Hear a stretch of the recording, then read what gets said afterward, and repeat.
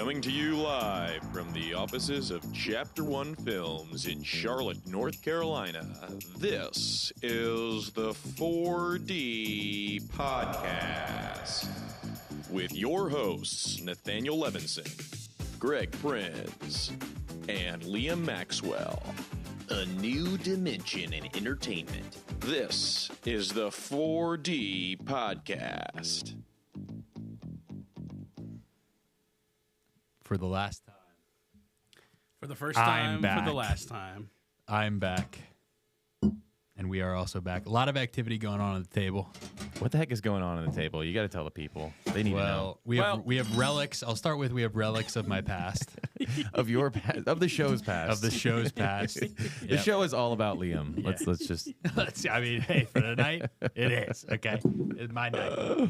Yeah, we got relics and we got a full bar going on by Love Mr. Levinson. Yes. An expert drink maker. I have I've pre-batched some Manhattans and also an old-fashioned just because. Let's go. Dude. We're going to enjoy ourselves tonight. Yeah, my favorite. Oh man. Do we get demonetized for drinking on stream? No, you actually don't. We're going to lose all our money that we gave for this podcast? Yeah. Go ahead. Before we start, I had a going away message from Jakob.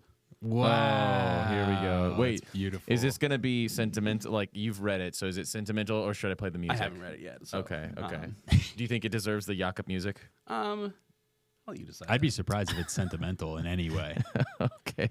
All right. Let me prepare the Jakob music, and then we'll hit you with it. All right. Hold on. There we go. It's been a while since Jakob's. I gotta find it. All right. He's been. You guys haven't been watching the news? He's had to stay in international waters for reasons. I'm surprised he's even aware that this is like my last podcast. Maybe he doesn't mention I it. think he found out. Yeah, right. All right, here we go. Hello, boys. It's been a long time.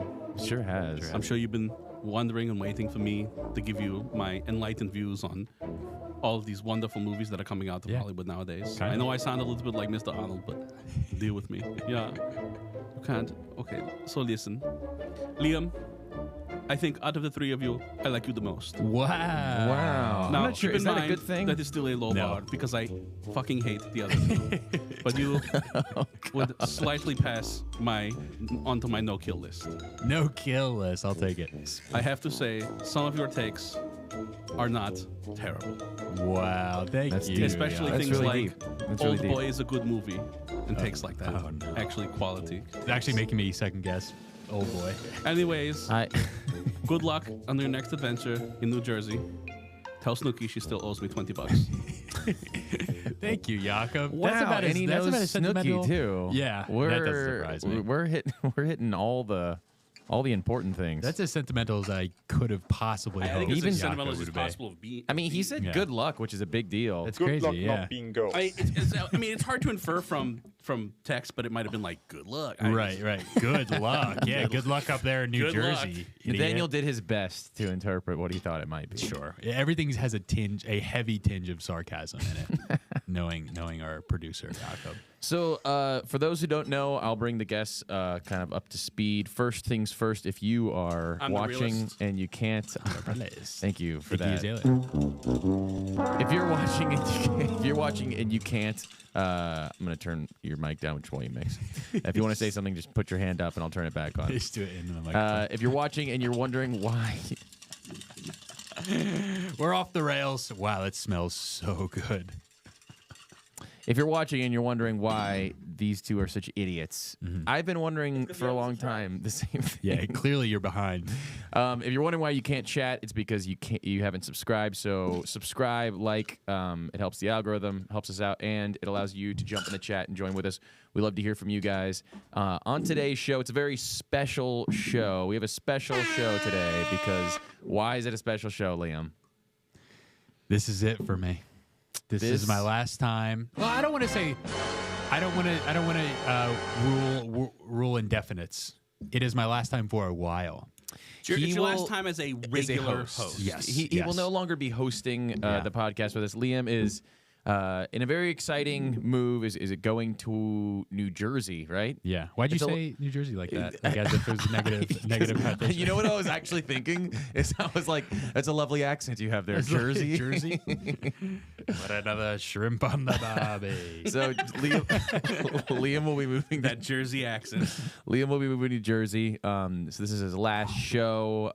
We're excited to be here with him. We're excited to see what the future looks like, and we've got some fun little treats here for you at the end. Not actual treats. It's just like a little send off. I made actual treats. Yeah, Nathaniel's making actual treats. I created a little send off for us at the end of the show here, so I'm excited Now, to it's get not to traditional, but would you like an actual maraschino cherry? Have Yeah. you ever had one of these? Yeah, These are, they're delightful. they're incredible. Now, Greg, did you tell Nathaniel the crazy happenstance? I of actually the dates? didn't. No, I didn't. So I'll bring that up because I'm sure that the fans will want to know as well. So today is June 9th.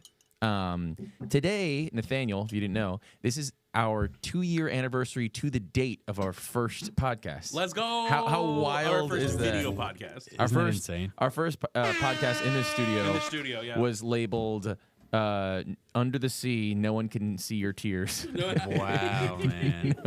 and it was covering the new.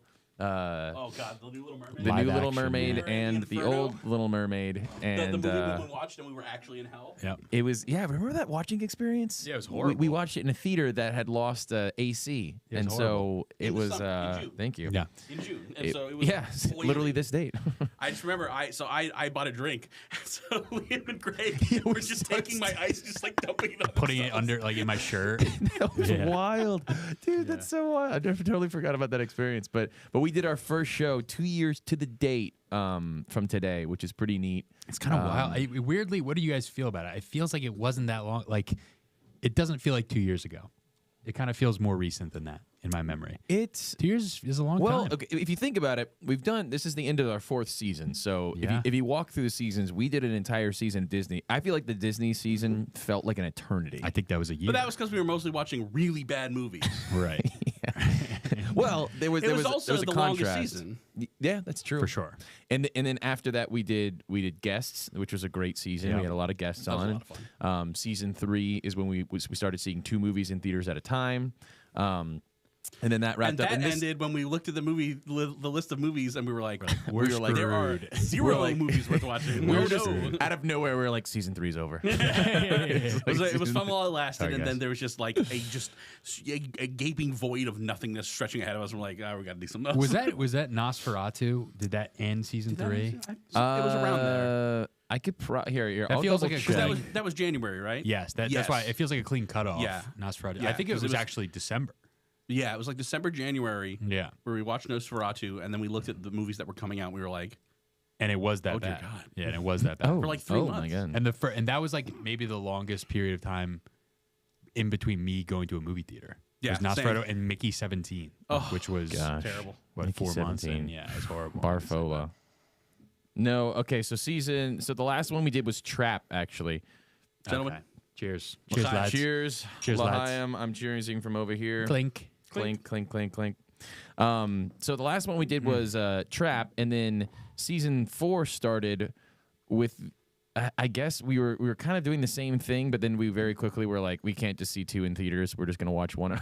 There's just not enough And then good movies. we or movies transitioned in and we started watching. We watched A Place Beyond the Pines. We watched like the Wow. first Gladiator and the second Gladiator. Wow. We watched Nosferatu by itself, The Brutalist by itself, Den of Thieves 1, and then went and saw Den of Thieves 2, Boondock Saints and Mickey 17. We saw Sinners and Accountant 2. Yeah, we're kind of all over the place in season Sinners 4. and what was the one we paired with Sinners? Accountant 2. Accountant. Accountant 2. Yeah. I heard Counting 2. I was like, counting to what? Am I What's now, you counting to? Am I crazy, or have we had 3 seasons? I thought we had 3 seasons too. I didn't realize we were in season 4. I don't know. Let me double check that as well. You guys keep talking. The only I'm Maybe gonna go- Greg just said we're in season 4. I'm and then super we were just dyslexic, guys. The only reason I say that is because our episode 30, which was right after Trap, was season 2. It's a wrap. Oh, was Oh, that? yeah. Okay, so I thought that was season 3. Was that It's a wrap. ranking episode? Probably, right? Yeah, because I think we wrapped up ranking. Yeah. And then because we do. We wrap up all our seasons with a ranking episode. Wow, we started season 3 with Joker 2. That's a brutal start. I think of all the movies we watched, You're all right. You're all right. Sorry, go ahead. of all the movies we watched, now guaranteed that like some of those Disney movies were just beyond atrocious. Of course. I think Joker 2 is still the worst movie we've ever watched. I would collectively. agree Yeah, with that. I think so. I would agree with that. It wasn't bad. Like it wasn't even bad. 17 was pretty entertaining. offensive. It was bad, boring, and offensive. Yeah, it was just like a perfect anti-movie. Yeah. It was the worst experience maybe I've had in a movie theater. Yeah. in my life. Mickey 17 was rough because the idea of Mickey 17 is intriguing. I still talk to people now that are like, I'm thinking about seeing it. And I'm like, you know what? I can't blame you. It sounds it's based great in off a theory. book. It's based off a book, and if they had stuck to the book, it probably would have been good. But of course, they were like, Space Trump is better. Space Trump is literally Hitler, and like, what?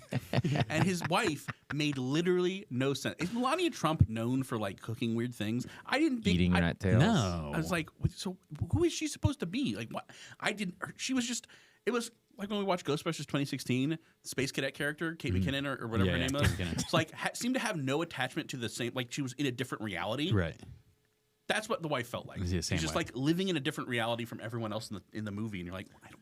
But weirdly, like a big character in the plot of the Yeah, movie. yeah. But also Yeah. had Well, so far was too Kate much McKinnon in involvement in that Ghostbusters. movie Right. Had to the be same problem. justified. Well, for the people at home, for your grace, we have not watched one of those movies. We actually watched one movie in theaters, and then we watched an all-timer. We let Liam pick, and he picked Mission Impossible: Final Reckoning. The Final Reckoning. Yep. Which Ethan and I counted. They said Final Reckoning 2 times, and they said the word reckoning by itself 2 more times. Nice. Never with a the. Quality. And we also watched Inception. Man, what a stud of a movie. Oh my gosh, man. I feel like we've had a very good pattern of watching one good movie and one not as good movie. Yeah. And that's like gone up and down. Like some weeks they're both, fine. Mm-hmm. Some weeks they're both on the other side of fine. But usually we have one we enjoy generally and one we generally don't enjoy. Yeah. Well, this week, who knows, might be a little bit different. But let's start off with talking about Mission Impossible. It was kind of supposed to be the wrap up of a very long series of movies. And then I don't know if you guys felt the same way I did, but I was like, I don't know if that wrapped it up. Yeah, it was but it's definitely in theaters, and we're gonna spoil some things ahead. For so sure. let's open up here's Final the Reckoning. biggest problem. Yeah. There is not much to spoil in this movie. Yeah. Yeah, that's That's one of the fair. biggest problems. It is a 3-hour movie, and spoiler alert, the good guys win. Right. I mean, I don't know if you expected the AI to nuke the planet. That doesn't happen. It's not Terminator. That would have been how wild. Oh, would that would have been crazy be? if they're like, and it was the Final Reckoning because everyone's dead now. Bummer. It's like everybody Whoopsie. except for Tom Cruise, and he's just doing crunches on a glacier by himself. Well, And, I don't want to jump the gun, but I think it's related to that point you just made. I would have preferred if Tom Cruise died. I was Yeah. kind of hoping that seems like it should happen. And it would have been like he should an have died. amazing ending. And we all would have been like, thank you, Ethan Hunt, for your service. Yeah, and But- there's like there is a through line in the movie where people keep saying you're never willing to sacrifice the people you love to save the millions of people. It's like, well, okay, what if he sacrificed himself? Yeah. Yeah. Well, He it's has- beautiful. Would have been He has beautiful. a really, really powerful line in the second to last movie, which I thought was a much better movie. Dead Reckoning, Yeah, Dead Reckoning. which honestly Where- wasn't even that strong in terms of the Mission Impossible movies. Sure, yeah. There are much better Mission Impossible movies. But in that one, he has a really powerful line where he says, the girl says, "Can you promise you'll keep me safe?" And he's like, "I can't promise that, but I can promise you that your life will be more important than mine." Awesome. And I'm like, that's super cool. Now let's see that, right? Like let's actually see him go, okay, I don't know if you're gonna be okay, but I'm gonna do everything I can, even if it kills me. And then what if it killed him? Yeah. And then he saved everybody. Would've And he'd been be like, oh.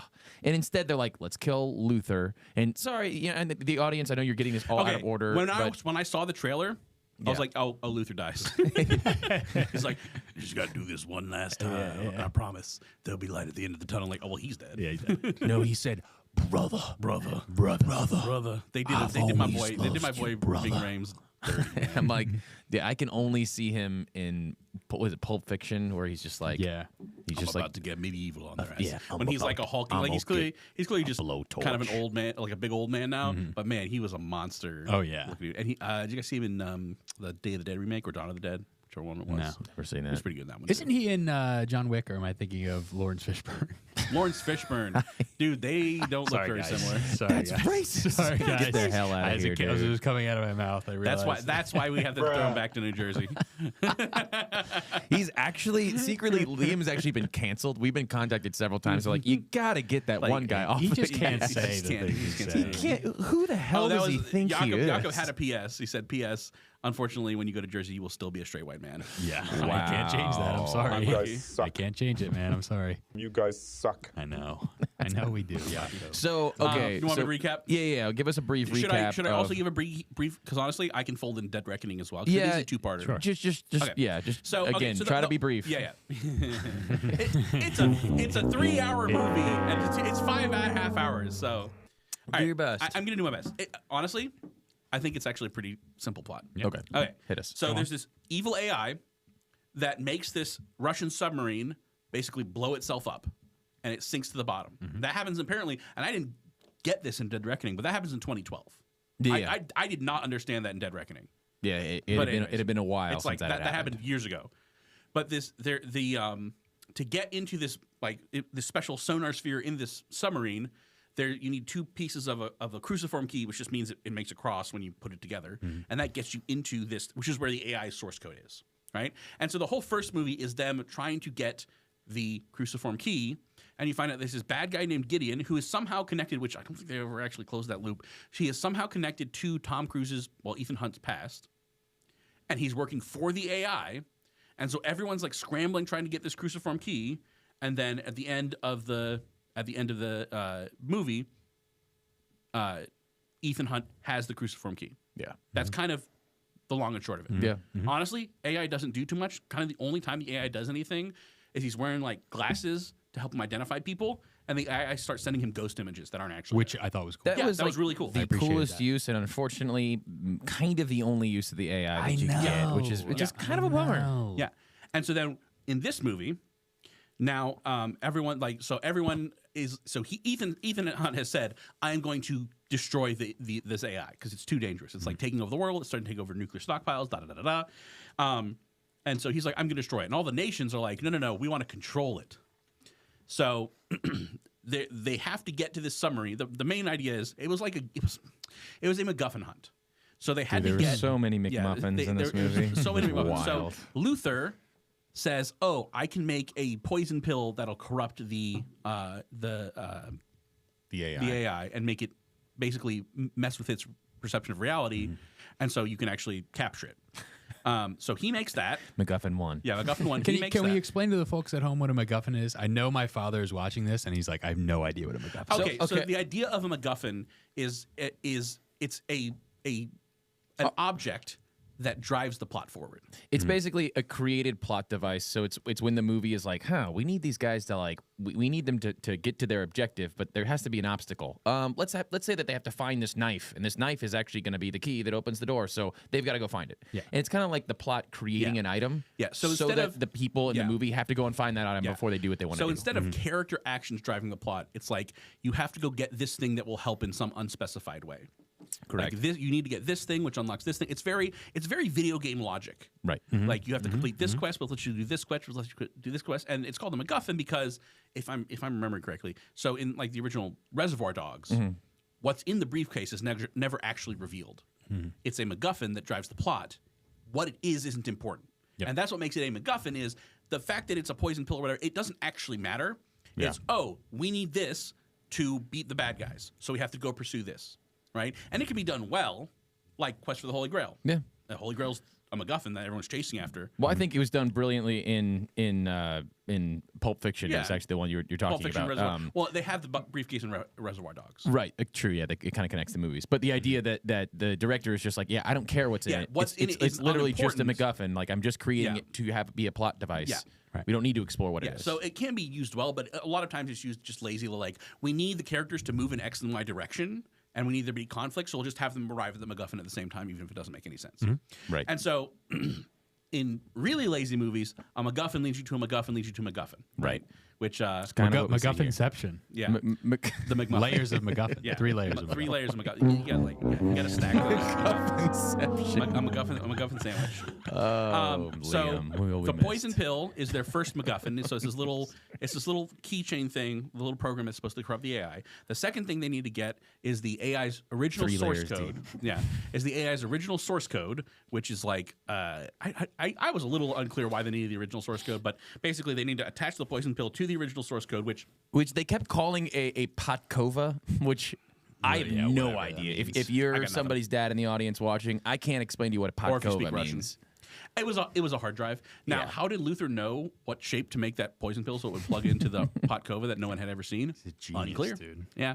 Well, he also created a 5D capture device. That was the McMuffin number 3, and then McMuffin number 4 was the AI was like, I want you to let me into this super duper doomsday. It's like a doomsday vault for AI. And I was like, it's like how many terabytes they say? It's like, a trillion terabytes? It's like 1 exabyte of data or something like that, 1 billion gigabytes. And I was like, and it's all 4chan posts. It's like all of human knowledge. I'm like 4chan and Reddit. I'm like, how many Snapchats are you keeping down there in that thing? Like how many? Yeah. All of them. Yeah. And so the AI's plan that's very much in the background is that it's going to take over every single nuclear missile facility. Like there's 9 major nuclear missile facilities. Then it's going to nuke the entire planet. And chill out in the bunker, Step 3, question mark. Step 4, profit.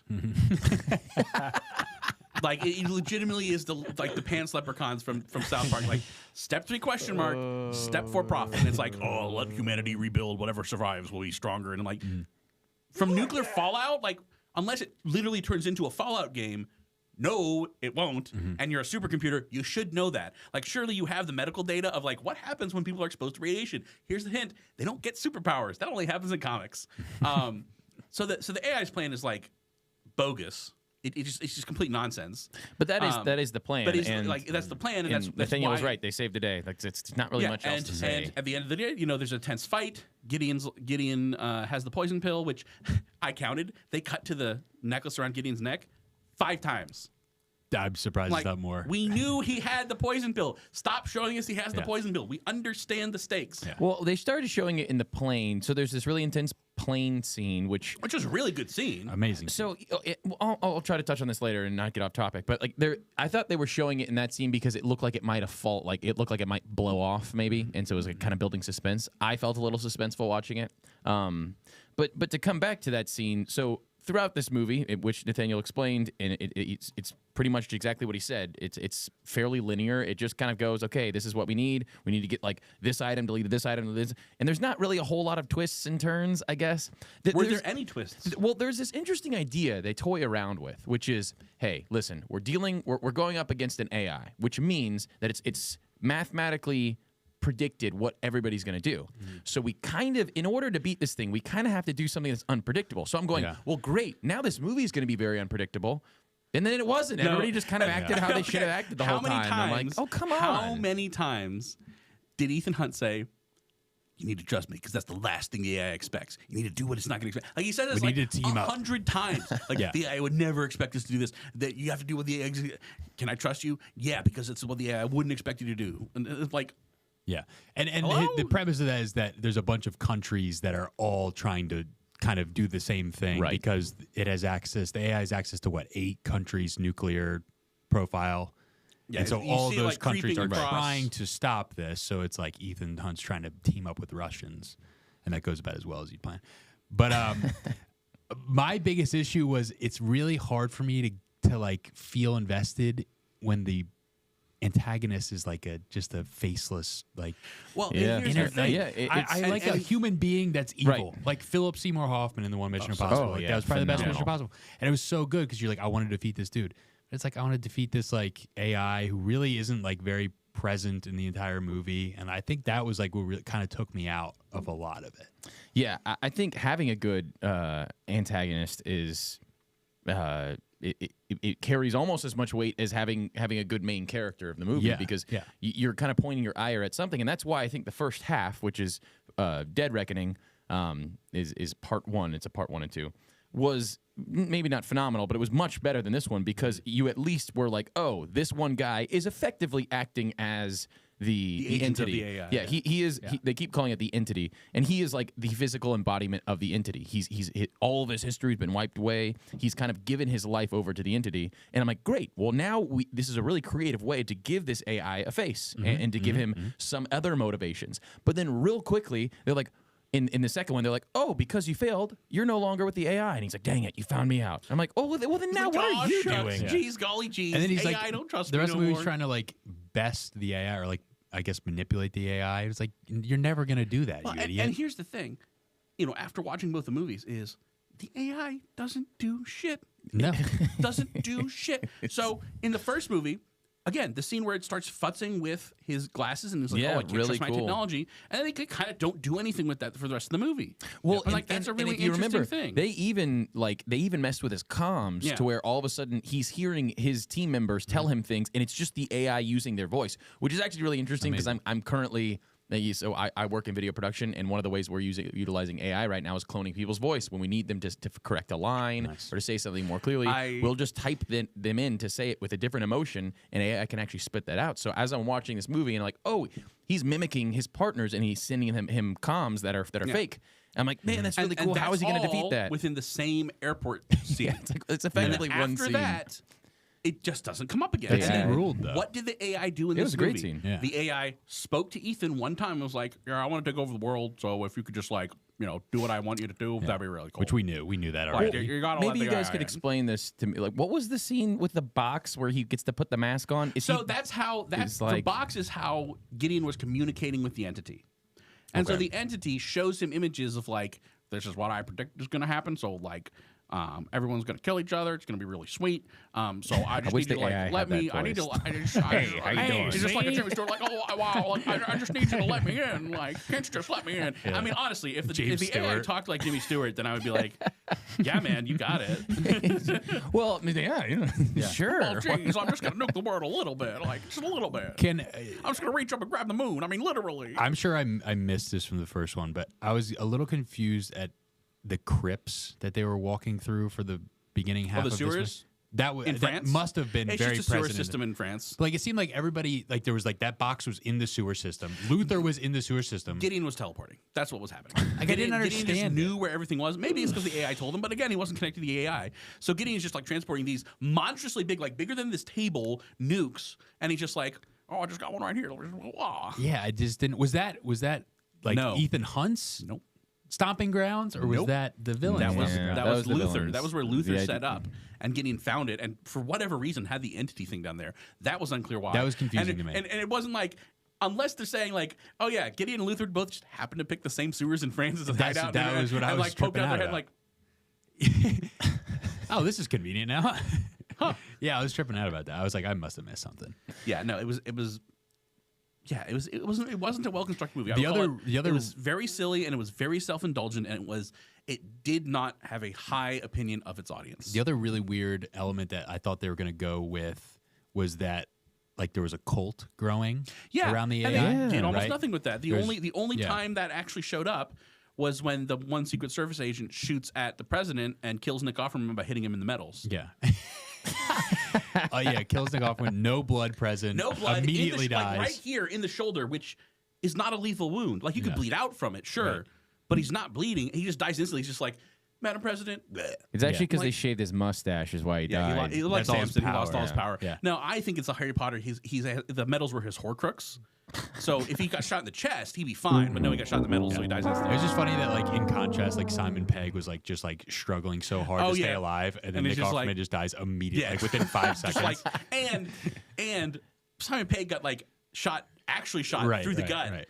and Nick Offerman got shot in the medals, which would have slowed the bullet down significantly. It's just like Yeah, I mean, that was Flatlands. clearly a point where, like, Nick Offerman was slowly being more and more kind of turbulent with the president, saying, like, no, you can't do this. Like, you're making a big mistake. And then there's a scene where he takes one of his officer's guns. He's like, give me that firearm, son. So you're like, oh, man, he's about to shoot the president. And then he steps in front of her and shoots the bad guy. Yeah. But it carried no weight because also, who the hell was the president?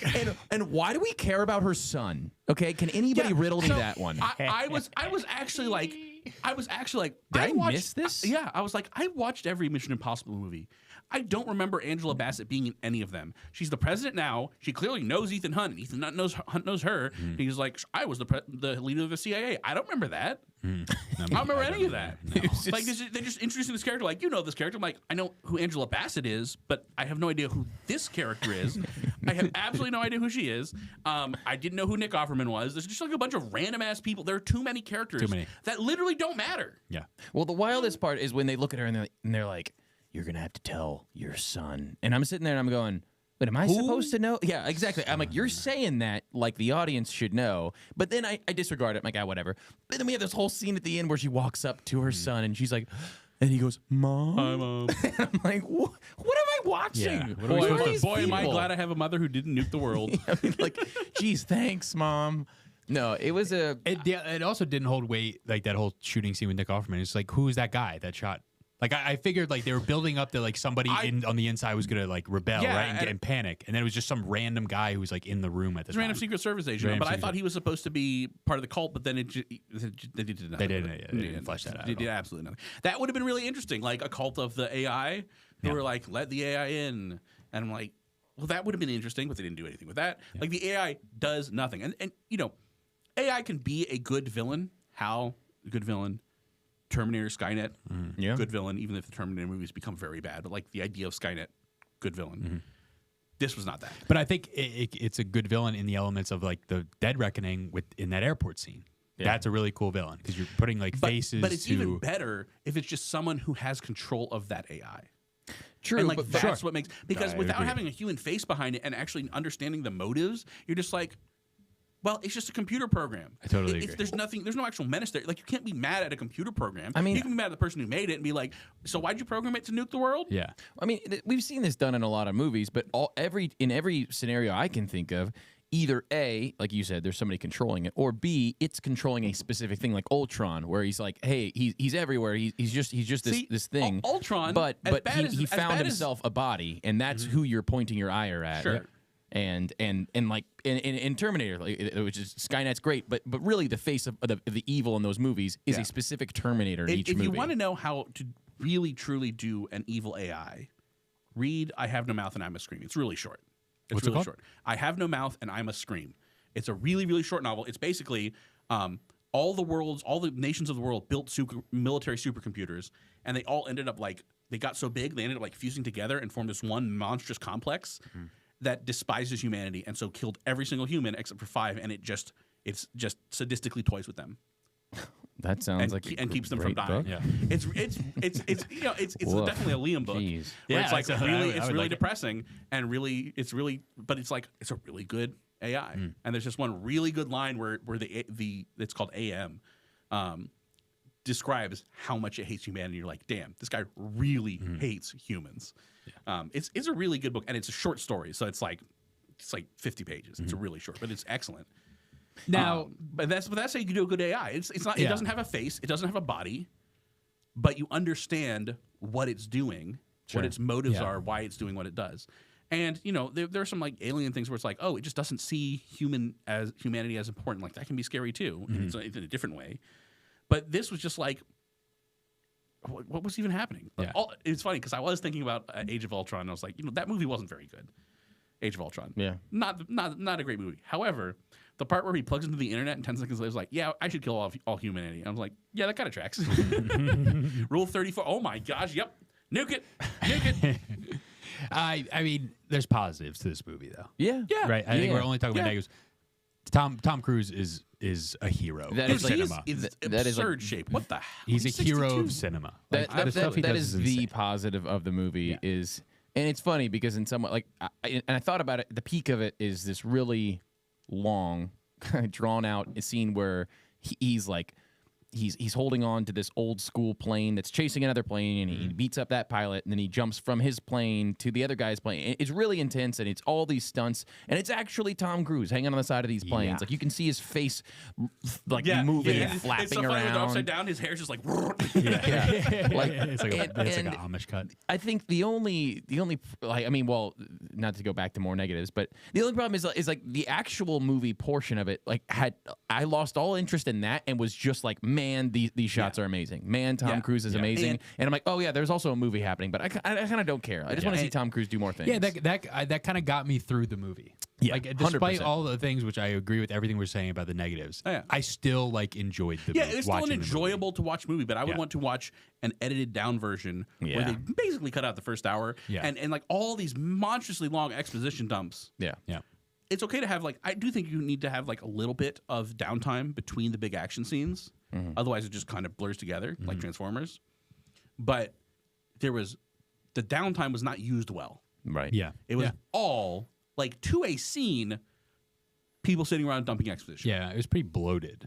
Like I'm even like just so now many flashbacks. Yeah. So many, and I call it self-indulgent because they make all these callbacks and tie up all these threads that were not there for the whole franchise. Like they're like, like, we really need this one guy, the angry CIA guy who doesn't like him from the last movie. Oh yeah, he's the son of the bad guy from the evil CIA guy from the first movie. Like, and then the random guy who got fired because Ethan broke into the really secure vault in the first movie.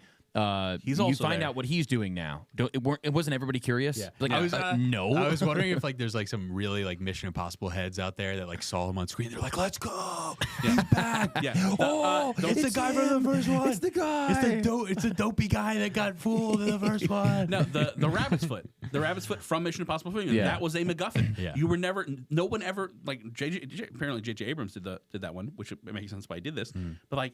He never had a plan for what that is. The whole point of that was to get the characters together to make Philip Seymour Hoffman kidnap his wife and set this whole plot off.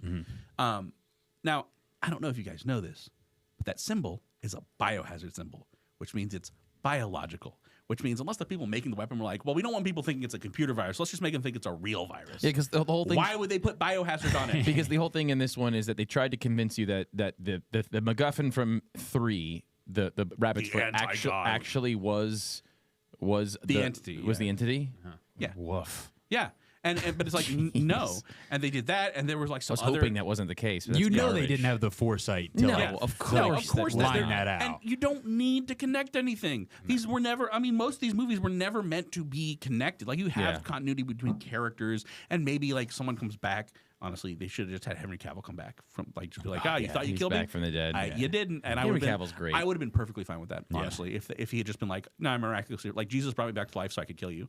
I'd be like, yeah, let's go. Sweet. I think it's interesting to think about is if we're going to take this movie in isolation, and you can throw the last one in as well, and you were just to replace Tom Cruise with a random dude, a random actor of your choice, and the stunts were just stunt double or CGI. Is the movie worth watching at all? Oh, absolutely. No. Absolutely. I think that's where I kind of landed too, which is unfortunate because I would be willing to say that all of the other 6, or there's 7, I think there's 6 other ones because 7 and 8 were these last 2, right? So the other 6 Mission Impossibles, other than 2 being just a clown show, are all worth watching on their own. Like, yes, Tom Cruise stunts are cool, but even aside from those, they're just really fun spy movies. And the third one is exceptional. And this one felt like them going, Tom Cruise is still doing the stunts? Let's just make the whole movie about that. And what's happening in the background? I don't know.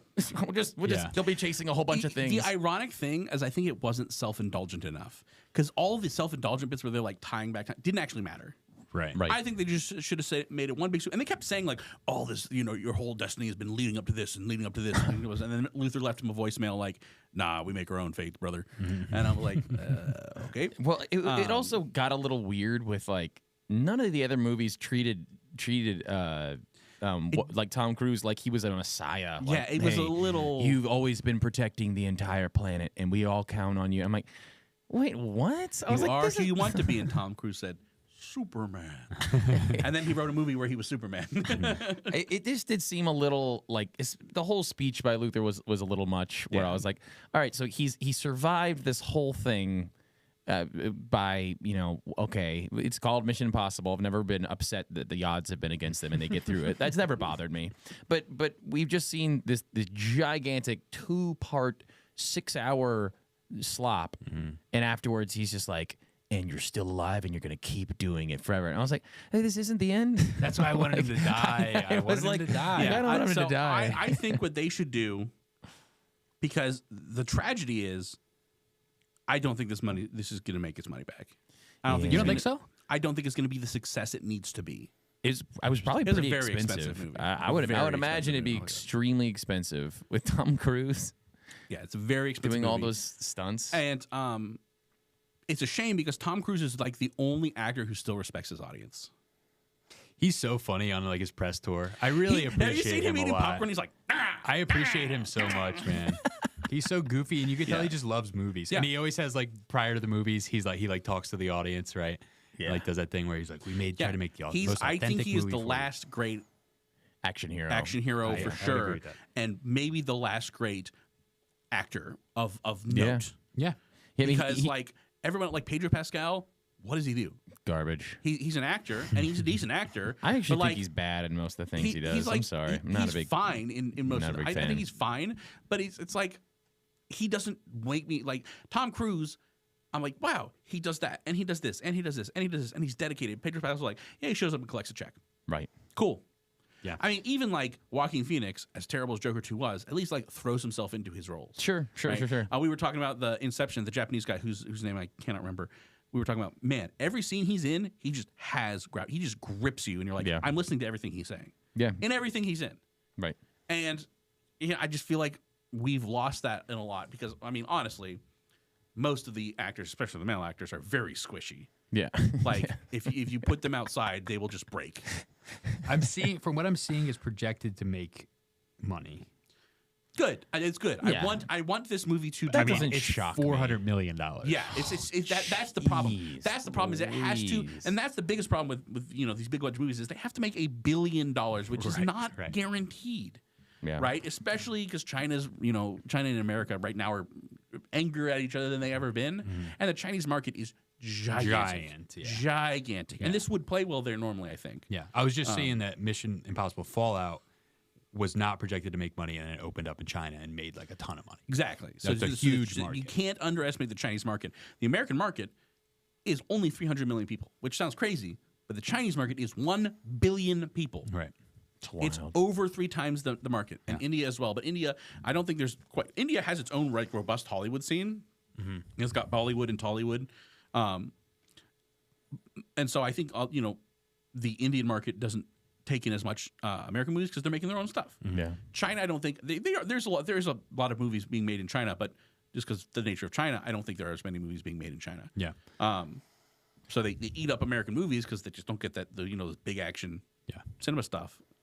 I will also say the positive that I will add is, and this is probably largely dependent on Tom Cruise, the ending hit me emotionally. Yeah. It did. Like the send off, and I hope that this is the last one because then obviously if it's not, then the ending of this movie doesn't matter at all. But like the whole moment where they're like nodding to each other and like you really like feel like the last 30 years of movies that they've been a part of, like most of this crew. It's cool, man. It was my whole life pretty much. There's been Mission Impossible movies going on. The thing is, I didn't really. I think you spent my whole life has been Liam. 96. Right? 96 was the first one. Yeah, 96. Yeah, that checks out. Yeah. No, almost 30 years. I feel like it hit though. So like it's like when you get to the end of a show, and regardless of like the end of your show, how many seasons you watch, it ends, and you're forced to kind of like look back, and you're not just looking at the show, but you're looking at how long it took you to get through that show, and your viewing experiences. So I think anytime a movie of this like a series of this length ends, you're kind of forced to do that, whether the movie did a good job of it or not. I think it probably did. I agree. I think that Tom Cruise acting and just him kind of sinking that in, he was probably feeling a lot of that while he acted it too, and I think it came across well on screen. But I don't know if the specific movie did it for me or if it was just me going, wow, this is the end of the series. And then the problem I think I had was I was expecting to feel that way, but then I was like, well, I have a feeling this is not the end. Me too. It does not look like the end. Knowing who Tom Cruise is, he's going to be like, yeah, we're going to make another one. But gosh, I really hope it's the end. I hate just go when pursue something else, Tom. Like Aaron Rodgers syndrome. Dude's still hanging on, huh? Just retire, buddy. He had a great run. I think what they should do is they should have a Mission Impossible epilogue or Mission Impossible baton pass. Obviously, these are not sure. and have it be like Batman Beyond, Like a different actor. Tom Cruise. Not Tom involved. Cruise is like the old man. Yeah, Sure. Who's he's running the man behind the show. curtain. He's the man behind the curtain, and because he's out of commission, he's like, I can't do this anymore. Yeah. You need to do this. So like Batman Beyond was probably the only show that actually continued past the superhero thing, like did it really well. Yeah. Because it's like old Batman, he can't be Batman anymore, and he's training this other guy to be Batman. The other guy's like, well, I'm not you, and he's like, yeah, that's one of the problems. Yeah. And it's really Batman Beyond is actually, if you've never watched it, It's Batman brilliant. Beyond is excellent. Yeah. The really weird opening intro. It's so 90s, like one of those 90s things.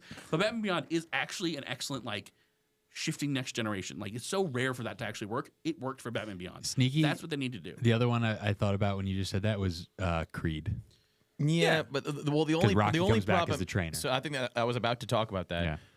The only problem with the Creed movies is that when he dies, then you have no interest because Creed actually isn't an interesting character. I don't disagree. But I thought the first Creed was good. The first with, Creed with Sylvester Stallone. I think the first Creed is good because of Sylvester Stallone, but I do agree with you that was the right way to take that character. Yeah. It was like, hey, and they probably should have done it before they had the one where they're like, hey, you're old, but you fight like the current champ now, and we'll just see. They probably should have done it before that one. But I think there's a reason why. Nathanael and I watched all of these movies, and That we was were another series. So I surprised. think the only two series that had consistently good movies was Apollo Creed, or was Rocky Yep. and Mission Impossible. Yeah. And Rocky, even being a Rocky fan, I thought, I think some of them are pretty corny, some are pretty bad. After every single one, but even the ones that were lowly rated, I was like, man, it's just good because he's in it. Like, he's such awesome. a likable character. He plays such a good character that you just love every scene he's in. And you're right, in Creed, it was, this is great because now he's old man Rock, and he's great in all the scenes that he's in. He's just kind of like slowly walking around. He's still got the same mannerisms. Oh, it's so great. But it's trying to develop this other guy that, in my opinion, wasn't very interesting. Michael B. Jordan? Yeah, and I'm like, he's the son of a super wealthy dude. And like, it's just not like, it's not as interesting as Rocky coming from the slums and being a bum and working his way up. And then of course, then he dies, and then I'm like, I tried to watch Rocky 2 or Creed 2, and I was like that. Yeah, I got nothing. Yeah, Nosedive. I feel like Pedro Pascal and Michael B. Jordan have the same problem where you could argue like Sylvester Stallone plays Sylvester Stallone in all the movies he's in, but I mean, I would say like Rocky is Rocky, but they're like these big, larger than life, bombastic characters that kind of stick out to you and embed themselves in your head, and they have a charm to them. And then you have your Michael B. Jordans, your Pedro Pascals, these people who are kind of like so ubiquitous, but they don't really stand out. They don't have these big personalities, these big like attractions to them. They're just like dudes acting, and you're like, okay, he's in another movie, cool. And like Michael B. Jordan, I think is a good actor, but he's like everything I see him in, I'm like, oh yeah, it's Michael B. Jordan, Right. Yeah. Well, and I think there is something like more unique about. So like Tom Cruise can go and be a different guy in different roles. He probably plays a similar role in most movies, but I've seen him Cocktail. I've seen him in like The Last Samurai. I think he's fantastic, and a bunch of these other movies that are quite a bit different than Mission Impossible. Whereas Sylvester Stallone is pretty much just Rocky, and then if you need him for like a super big action movie, flick, he can kind of be that. Whereas somebody like Michael B. Jordan isn't. Like, it's like he's not trying to be that role, and maybe it's just a shame because actors now are attempting to not become that. They're like, oh, I don't want to get shoehorned. I don't want to just be, I don't want to just be Luke Skywalker and have no other part of my career. Whereas I think Sylvester Stallone was like, no, that's it. I'm going to sell out for this character. I'm going to be Rocky. And yes, maybe I'll get some more roles as just like meathead action guy, and that'll be fine. But most of the part, I'm just going to be Rocky. Yeah. And I think that actors are maybe afraid of that now, and they don't throw themselves into those roles quite as hard. Well, like I think something related is Tom Cruise's arc as an actor. Mm-hmm. You think about like his movies in the 90s. It was a lot of one-off like great films, right? Jerry Maguire, like Risky Business, The Firm, like all these are great films. And he hasn't really done a lot of like one-off movies in the last 15 years, but he's done Mission Impossible. And I think I would probably think that's his choice, but like he did kind of get like I read some articles and about Top Gun as well. Yeah, and Top Gun, right? But like I read some articles that Hollywood maybe blackballed him a little bit because he got weird with Scientology. I'm sure. But he has a very interesting arc. Like, no, I respect my audience. And they're like, you fucking scum. Yeah. Well, he's also doing a good job right now that like, so like, this is going to be, I'm trying to keep this to not be so much of a tangent. Actors aren't interesting people outside of who they play. Like the characters they play in movies are interesting. And it used to be that Hollywood, like, that's all it was. They were kind of like these anomalies of people. Like, they went and acted as these people. And then other than that, it was like, oh, we have a picture of somebody doing this and this and that. Whereas now, all these people, on social media. They all got social media. You know, and they're all super weird people. Super weird. And I think super Tom shallow. Cruise has done a good job to keep himself out of that light. He still feels like an old Hollywood star where you're like, oh, that's just Tom Cruise.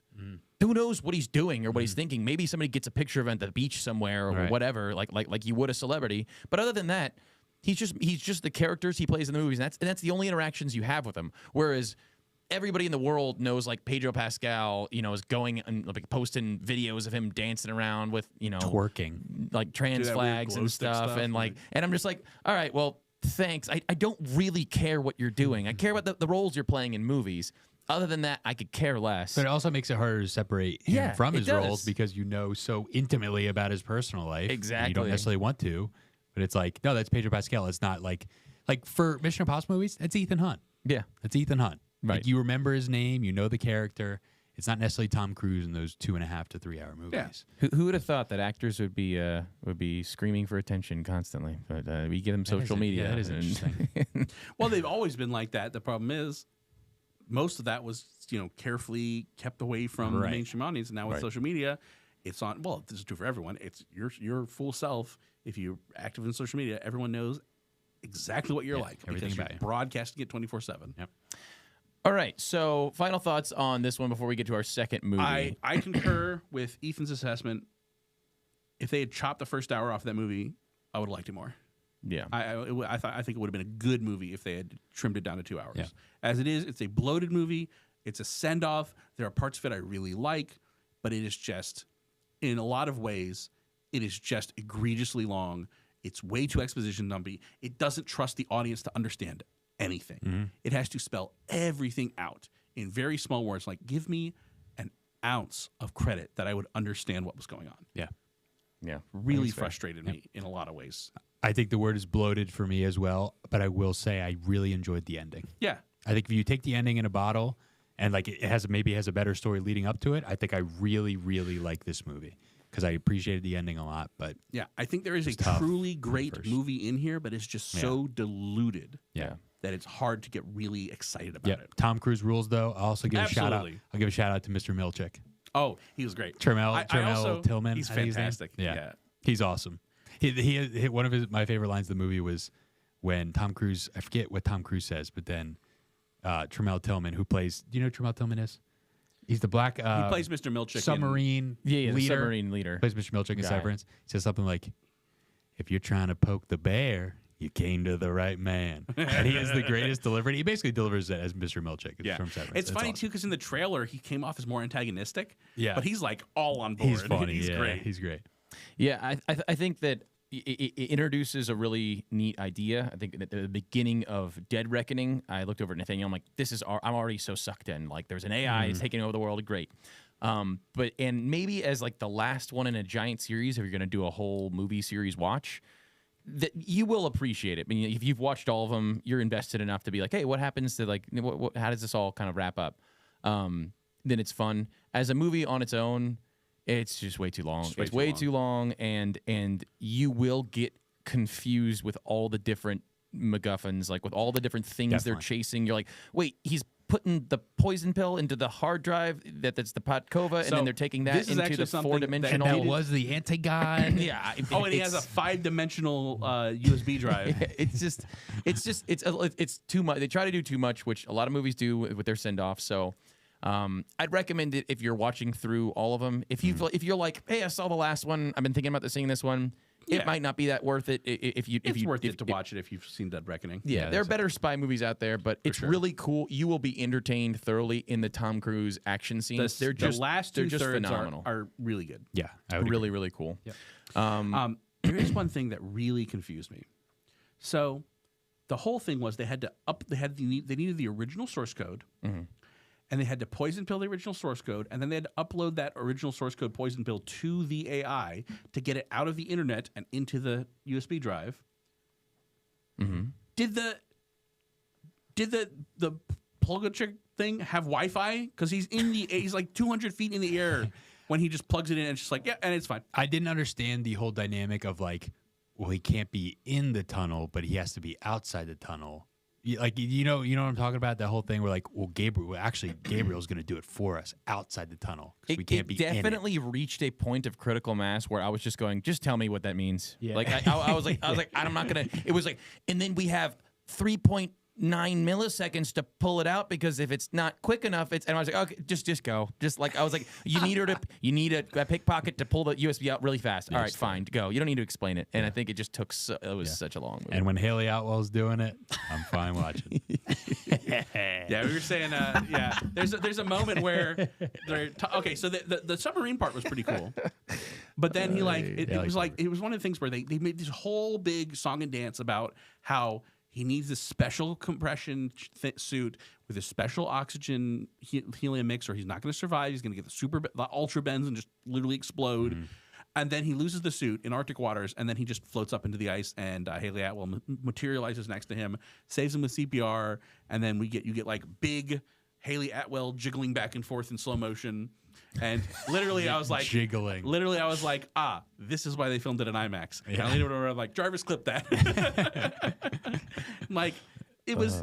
There were a lot of moments in the movie that were gratuitous in the sense that if I think this movie needs a fan edit that just streamlines it down to a tight 2 hours, and I think it would be a fantastic movie. Yeah. There are the components of a fantastic movie in there, and they're just covered with slop. Mm-hmm.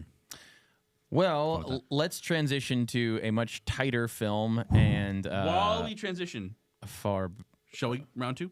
Yes, please. Manhattan Top us off. or old fashioned? I'll take another Manhattan. I'll do an old fashioned if you got it. Yeah. Well, okay, if you guys are all making the same one, just here, Liam. Yes, please. Yes, please. Also, to end the show today, I will be showing these guys, specifically Liam, a video I've put together. We'll do a send off. We'll say our goodbyes, and it will end with that video. I'll also have a separate view of us watching the video. I'm gonna go out there and sit with you guys. I'll turn the screen around, and we'll just kind of we're getting fancy up in here. You kind of just get pushed off into the ether, I guess. I love it as a send off. So just prepping the people. While Nathanael makes that, I'll give a quick rundown. You want to mute my mic while I'm stirring this? Yeah. So our second movie is Inception. This movie came out in 2010. Phenomenal movie. I'm just gonna spoil stuff. If you haven't seen Inception, what are you doing? What are you actually doing? What are you doing? But also, like, just turn this podcast off because it is worth turning this off to go and watch it right now. Yeah. Phenomenal movie. It came out in 2010. All-star cast. This movie, I'll give a brief synopsis, if you guys don't mind. Mm-hmm. So it opens up with the concept you're already in a dream, and I'll explain what that means. But it opens up with a kind of a heist situation where there are your two main characters. I'll call them their actor's name, Leonardo DiCaprio and Joseph Gordon-Levitt, and they're trying to extract information from this Chinese wealthy guy, Saito. Japanese. Is it Japanese? Yes. That is racist. Okay. Saito is a Japanese name, 100%. Ken Watanabe, by the way. All right, Ken. Actor. Anyways, you slowly find out that they're in a dream. It was a really cool introduction to the fact that they can share dreams. They're kind of introducing the audience a little bit to this concept. And so Saito comes out of it, and they're like, yeah, we were just trying to extract information from you, but now you got to tell us, like just tell us the information. And you find out they're in a second dream. They were in a dream within the dream. And Saito admits that he was allowing them to try to rob from him because he was basically interviewing them for a big job he has coming up. So they fail because they don't get the information from him. It was an audition. Joseph Gordon-Levitt and Leonardo DiCaprio and the rest of their crew all disperse because they're basically the people that hired them are going to be super pissed that they didn't get the job done, and they're all going to be dead. So they're running. Saito hunts them down. Thank you, sir. Hunts them down and pretty much just tells them, hey, that was extremely impressive. You didn't get the information, but the fact that you had a dream within a dream is really intense. You lived up to your expectations. I have a job for you.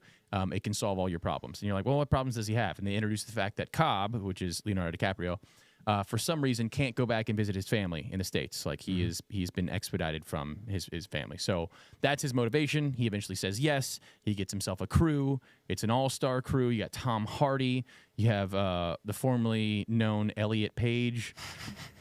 You have, I actually don't know who the guy is that played the dude that created the compound. Yusuf. No, I don't think he's been in a lot. He's low, to be honest. He's kind of the one low-budget actor. Dilip Rao. That guy. They get their crew, and they devise this big plan, and Saito's mission for them is that they need to implant an idea into his main competitor's son's head to dissolve his father's empire because his father's about to pass away. And this is Saito's big competitor, so it would be great for him if his son dissolves the empire so that Saito can take over. It's like their energy, rivals. So Cillian Murphy, who plays the son, is the heist target. So they map out their whole plan. They get him into a dream. They have to go 3 layers deep and then plant this idea that, hey, you need to dissolve your father's empire. And it's incredible the ways that they describe how they have to get to that point, the complexities of it. The real interesting part is the complexity of Cobb. He is the main character you follow, and you you find that on top of this mission that's going on, the real mission that you're following is, will Cobb be able to get this job done so that he can see his kids? Because you're slowly unraveling that, like, he had this huge tragic story with his wife, and the big reveal, again, turn this off if you don't want spoilers, is that he had completed Inception once before. Now, Inception is what it means within the confines of the movie is, can you plant an idea in somebody else's head in a dream, and that idea grow into something, and they actually take over. Sorry, I'll turn your mic. It's actually more than that. The idea of Inception is that you plant an idea, and the person thinks that it was their idea. Self-generated. Yeah, that's an important part of it. Correct. So they do it is a really good job explaining it, where it's like, think of anything but elephants. And Saito's like, what do you think about? Saito's like, elephants. Like, yes, but you know that you didn't come up with that idea. Right. The idea of Inception is you have to plant an idea so deep that when they think of the idea, they think that they came up with it themselves. Basically, that they don't realize that somebody else planted it there. So that the idea behind the whole movie is, can we do this to this business owner, to the son of this guy that owns this empire? And the secret that Cobb is holding on to is that he had already done it. And you don't find that out to the end, but he did it to his wife accidentally because the two of them got kind of trapped. Purpose. Well, okay, But I'll it had explain. accidental consequences. Yes, it had deep repercussions. He didn't understand how. Him and his wife were stuck super deep in the dream world, and Now, we'll explain what that means. They were like testing. They were more or testing. less. They were testing how many layers they could go deep, and they effectively found out that if you go too deep, you get stuck in what's called limbo, which is like effectively timeless, Infinite subconscious. Yes, is how they and the describe idea is that the deeper you go into a dream, we can connect to certain points of this in reality and say, yes, your dreams do feel like they go on forever, and then you wake up and you're like, huh, I was asleep for like 20 minutes, and then I woke back up and somehow I had this super long dream.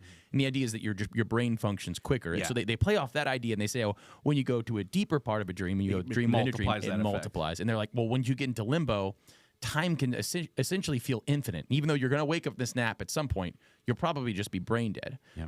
And so Cobb and his wife had gotten stuck there, and he figures it out. And he's like, man, we need to kill ourselves to wake ourselves up. That's kind of the idea, is that when you're in a dream, you kill yourself and you wake yourself up. But for her, she just wouldn't accept it. And so he had to attempt Inception there and say, I'm going to plant this idea deep in your head that your world isn't real. And so he's like, oh, success. It worked. She did trust me enough, and we both laid on this train track. The train hit us, and we woke up. It was amazing. But then he didn't realize that it would actually stick in real life, and she ends up killing herself in real life, and it's tragic. It's amazing how they tell that story. It's amazing Cobb dealing with it, and yeah, that becomes the more important part of the whole movie, is how he's dealing with that, because he's dealing with the guilt of it, and you're kind of wondering why. You're like, all right, dude, like you're pissing me off a little bit, but then you find out that the guilt is merited, that he feels guilty for a reason. At first, you're going, well, there's okay, whatever. She lost her mind, dude. Don't like, but and you have the character Elliot Page. Telling him Elliot Page. Yes, I'm whatever. He's not dead. We don't dead name on Julie. We don't dead name. Yeah, How dare the credits of this movie dead name Mr. Elliot Page? Did it renowned have it in the man. credits? I'm sure it did. No, I bet you it had. No, Elliot. it said Ellen Page in the credits. Really? Yeah, because it was before she transitioned. No, but they go back and create that stuff. Did they? changed it, I Yeah, they swear. do. I bet you have a it's DVD. wild. I do have the DVD. DVD, I bet you probably, yeah, DVD. Your DVD. Somebody's just gonna burst into Your my DVD house is and be canceled. like, Your DVD is canceled because it's designating "We're Ellen the Page. police." Well, I mean, guys, can we just take a step back and say, like, Inception's a great movie, but did it have to have an all-male cast? Oh, dude, we're getting canceled for that. I gotta be like, I'm out the door anyway. I don't care. Keep it going. The entity is going to hunt us down. Anyway, so that is the synopsis. At the end of the day, they do plant the idea. You obviously don't get to see the fallout of Cillian Murphy dissolving his father's empire, but you see his resolution in the dream, at least, saying, "I'm going to do it, Uncle, whatever. I'm going to start something of my own. I think that's what my dad would have wanted." And what I think, and that is effectively the conclusion of the movie, because Cobb does this, Cy does make a phone call and get him cleared. There's a little bit of tension at the very, very end of their mission in that Cy dies while being sedated too long, so he drops into limbo, and Cobb has to go into limbo to find him. And so you really don't know how long they were there trying to find each other, but eventually they find each other, and they convince each other that they need to wake up. And then they wake up in the plane with everybody else. And they kill each other. Yeah, they kill each other all in things considered, limbo. yeah. Yep. So that they all wake up in the plane, and he makes the call, and Cobb goes home to his kids. And there's this tiny moment of, could they still be in a dream? And then the movie ends. Yep. They do that in a creative way, but that's effectively the movie. Yep. And so there is so much to talk about. I think it'll all be pretty much good. But Liam, talk about some of your favorite elements of this movie. We just watched it the other night too, so it's probably fresh. Give us some of yours, and we'll kind of go around. So I'll say my favorite element of it also correlates to my favorite song of all time, my favorite movie soundtrack song of all time, which is Time. Yeah, Hans Zimmer. The time element of this movie is so cool. Yeah. Just the fact that they're going 3 layers deep, right? And every layer is obviously like more time is less time in the layer above it. And the way they have to synchronize like a kick that like they have to wake up through all 3 layers. And so like Yusuf is on the top layer driving the boat, creating the kick by driving into the water. And that's happening through like what, an hour of movie time the through fall the bottom from 2 layers? like busting off the side of the bridge until hitting the water is like, yeah, it's like an hour. And movie every once in a time. while they cut to it just so you make sure like the audience is like dialed into what's happening. And the way that like the music travels down to the layers where like once like they put the headphones on to synchronize the kick, it's this French song that they play down. and like they'll hear it like in the 3rd layer. Just the whole element of time literally blew my mind. And I was just telling Greg before the podcast, there's not a lot of movies that like I'm like audibly like, wow. Even watching it for like the 10th time, there's scenes that I'm like, this is genius. The first like realization that they're in the one dream with Sato, but then it cuts to them on a train and you're like, wow, they're in 2 layers deep in dreams. You just know you're in for a ride for the rest of this movie. It's a very effective opening because it shows you not only the idea, the general gist of, we're going into dreams, but also the fact that, there are layers of dreams. The possibilities. And why they do it. They're trying to extract information and how, like, you get a sense of kind of how all the mechanics work without them explaining it. Now, they do explain it later to Ellen Page. What was her name? Ariadne. It's like a very non-white person name. Yeah, I know. Well, I think another, to go off what Nathanael said, another genius thing that did at the beginning, and I was paying attention to this, the only way that you find out that being in a dream within a dream is a really big deal is because Saito says, yeah, you didn't even get the information, but I need, like, I've already made my decision. You need to do this job. You're talented. Because you're so talented. Like, this is, and so it's telling the audience, this is a really big deal. Like, this is a tough thing to do, and Cobb accomplished it somehow.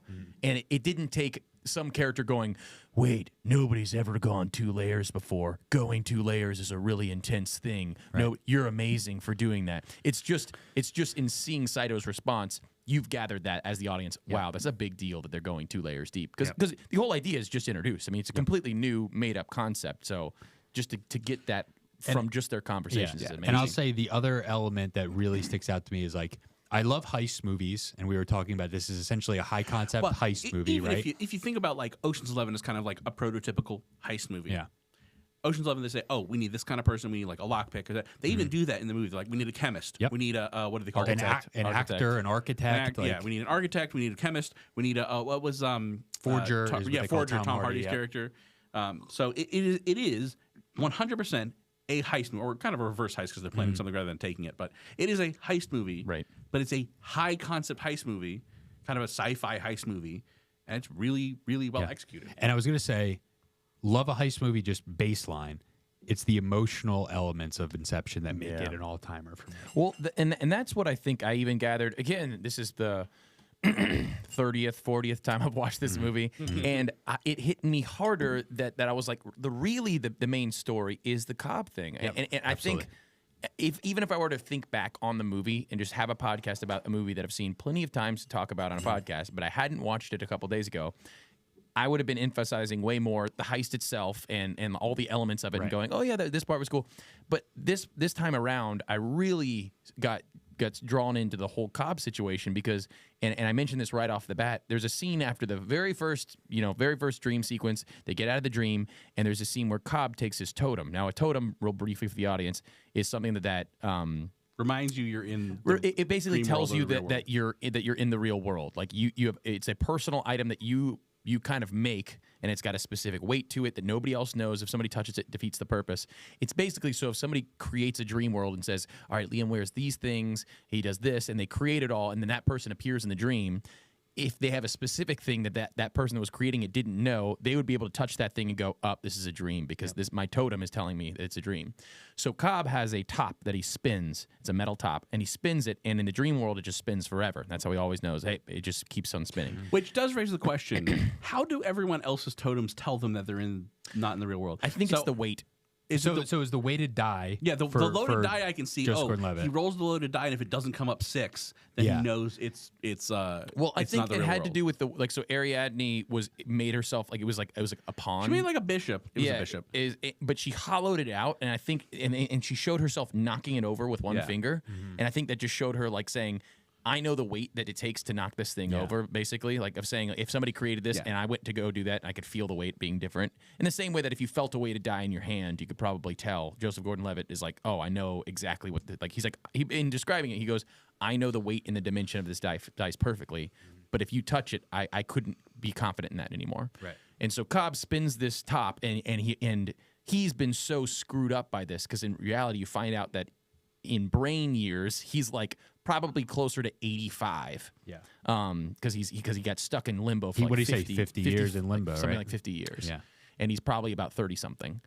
It occurs to me, and they do mention that the origin of this was military training, but I need to learn French. Let me go to limbo for 50 years and just come out and see, je suis. Sure. Je suis Inception. But the risks. But what about the risks? Well, I suppose, man? but if you knew you were doing it, you could time it out. Be like, okay, I need 10 years to learn the cello. I need 10 years to learn this. I need 10 years to do that. And you could just go into your dream. Well, I think that's the cool part about the idea is that maybe people in this world are doing that, right? The movie leaves it open, and it doesn't waste its time going, let's explain the world outside of the dream world and how the dream world is affecting us politically, and how it's like nobody cares. Let's leave that to your own imagination. Have the imagination to say, oh, they're probably using it for language development. They're probably using it that's great. But the movie doesn't necessarily have to go into that, because the movie's not about that. No. So I would say that Inception, it's not a perfect movie, although it's very close to one. It's a very, very good movie. It is a perfect Christopher Nolan movie. Yeah, for sure. Because Christopher Nolan's two biggest strengths are world building and plot, high concept plot. Well, and if I could add, before you go into it, he also likes to play with time, and I think this is a perfect arena to play with time. Go ahead. So he likes high concept time stuff. Yeah. He likes complex world building, high concept time stuff. Not so good at characters. I would say that is his weakness, is building, building out characters and making them deep and emotionally impactful. It's not that he can't, but he's not like an auteur in that area. I think he struggles with it. I'm not saying he has never done that. I think it's something he struggles with. Yeah. Right. But in this movie, he really all the characters are really kind of shallow except for Cobb, who is intrinsically tied to the plot and the world building. Yeah. So even though character is one of his weaknesses, because of what Cobb's character is, he's able to do a really good job giving it emotional depth because it's so meshed into the plot. That's one of the reasons I also think he was good with the Batman movies, was because he didn't have to come up with characters. He didn't have to create characters because he had pre-built characters he could work with, and all he had to think about was the world building and the plot, which he is very good at. It also is high concept, but not confusing. It's not confusing. It really isn't. Yeah. And I think people do say, like, there is comments like, oh, man, Inception, it's just like you could convolute it. It's actually not. It's actually not. It's really not. Very straightforward for a Nolan film, but they do a very good job of explaining everything in a way that you're like, okay, I understand how everything, like the mechanics are very well explained, both being told and being shown to you. And I do have a half-ass research fact. Because it was like there was an alarm bell ringing when I heard that name, Ariadne, and I was like, half-ass. That is a weird-ass name, Yeah. first of all. And second of all, I know that name from somewhere. It's because Ariadne was the daughter of the king of Minos, and she helped guide Theseus through the Minotaur labyrinth.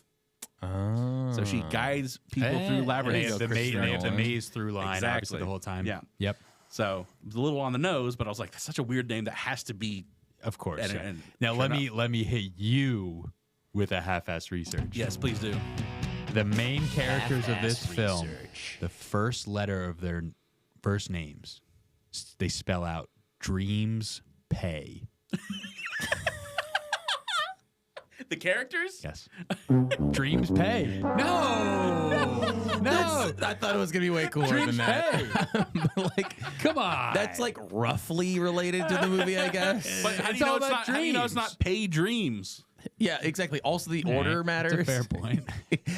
I guess it's a fair point. Audience, if you're watching, chat, rearrange dreams pay and tell us what other I got things. you. you I'm Was gonna pull my consider. anagram was that solver. impressive or what? Audience, back me up. Okay, may I hit you with my other half-ass research, please? Half-ass research. It could also be daymares, Okay. Not as Spray. cool. Not Doesn't have anything to do with it. damper. Go, keep going. I found Army- a good one. I Army found a pe- nugget. arm- I found a nugget. All right, Army okay. pads. Hit us, Liam. Cable listings of the movie show the runtime as 2 days, 9 hours, and 14 minutes, which is the time that it would take in the dream world to watch Oh, That's that funny. is That's cool. good. That's a nice okay, little- I like- that's a good that Easter egg. is- Isn't that cool? That you get a horn for that. That's for awesome. sure. That's It's a good awesome. Easter egg. Also, the other one, this isn't really a half-ass research, but I thought it was cool. The French song that they play, it's called I Don't Regret Anything. Which there is like a lot of regret talk, Yeah. right? Yeah. It's like well, I mean, yeah, a bigger theme that I saw this movie that I didn't see in them is him dealing with guilt. Yeah. And that Yeah. is a really interesting element that I don't think I latched onto as much. And yeah, so to get to you guys both mentioned it that it is high concept, but it's very understandable.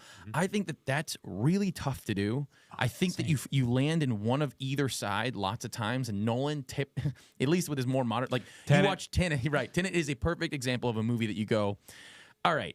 There's bones of a really cool movie here, but like I lost track 2 hours ago, right? Like I lost track on like square one of this movie. You were like, yes, we inverted the systematic, blah, blah, blah. And you're like, okay, you stop. You got to go back and explain it. And then they've explained 12 other things. And I'm like, all right, I'm lost. and I'm unconvinced that Nolan even really fully tracks that movie. And for me, I'm going, okay, I literally thought this in the movie. I thought, man, if I had a notebook and could label these things, I bet you would actually enjoy it. Yeah. And I'm actually not convinced that if I didn't watch that movie 7 times, I would go, oh wow, that's actually brilliant. But I had to look at the movie and go, I'm sorry, I have to take points off And if that's the tough line can't. because like Memento,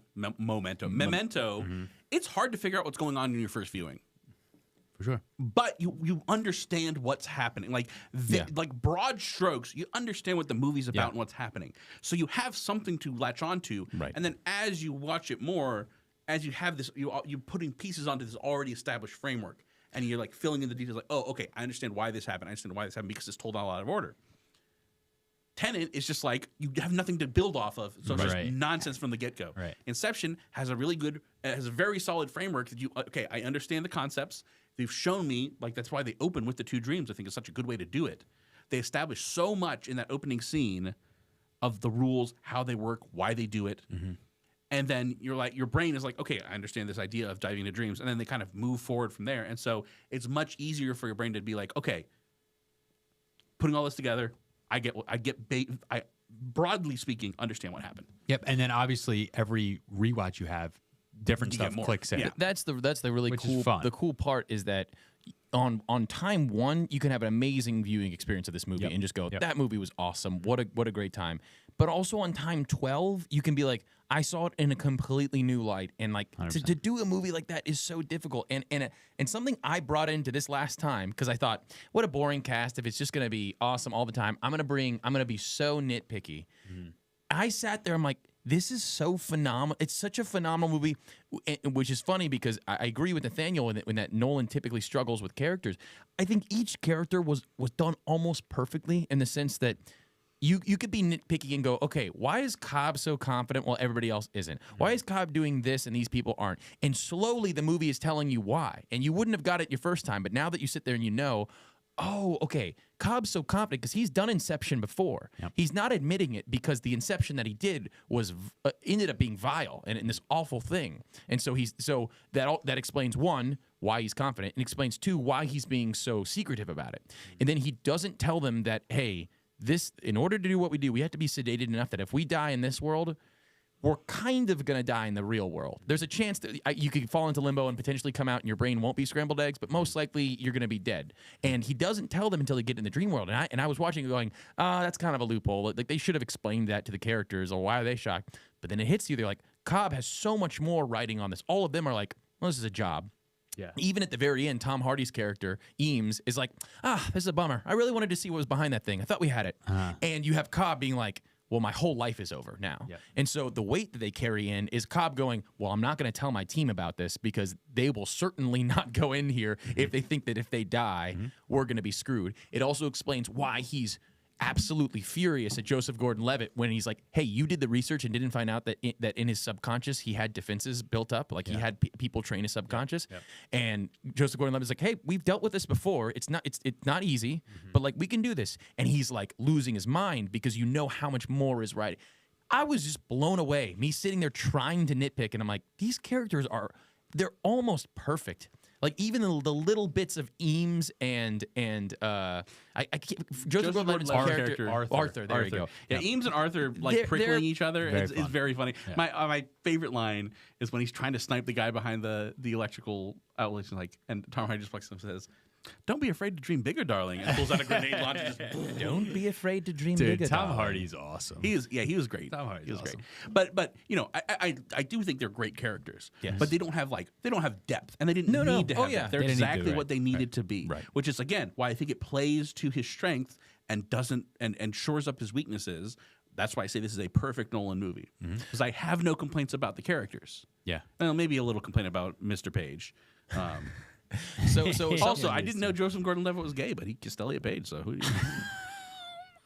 We might as well just keep going. We're too far. We're too far. We're a couple, I'm not lock judging. us up We're a now. couple Manhattan Just deep, lock you us boys. I'm not judging. So okay, I'll mention one thing that I caught this time on a again 35th viewing or whatever, and then you guys can talk about maybe something that you saw this time that was new. But there's a scene, and I mentioned this at the time because I just thought it was so cool. Cobb gets out of the first dream he has, and he kind of runs off to isolate himself, and he spins the top, and he cocks his gun, and he holds the gun against the side of his head, watching the top spin. The top eventually topples over, and he uncocks the gun, and he walks out. And I sat there, I'm like, that scene virtually carries no weight the first time you see it. You go, all right, I'm not even sure what the top means. This is kind of interesting, and he looks intense. The second time you watch it, and for me, the 35th time, it had more impact, you realize what that means. That's him running out of a situation. He probably doesn't let himself go into these dreams and into the field as often anymore because he's kind of screwed up. And he runs out, and he's losing his grip on reality. And so he spins that top, literally going, I'm going to blow my head off if this top doesn't stop.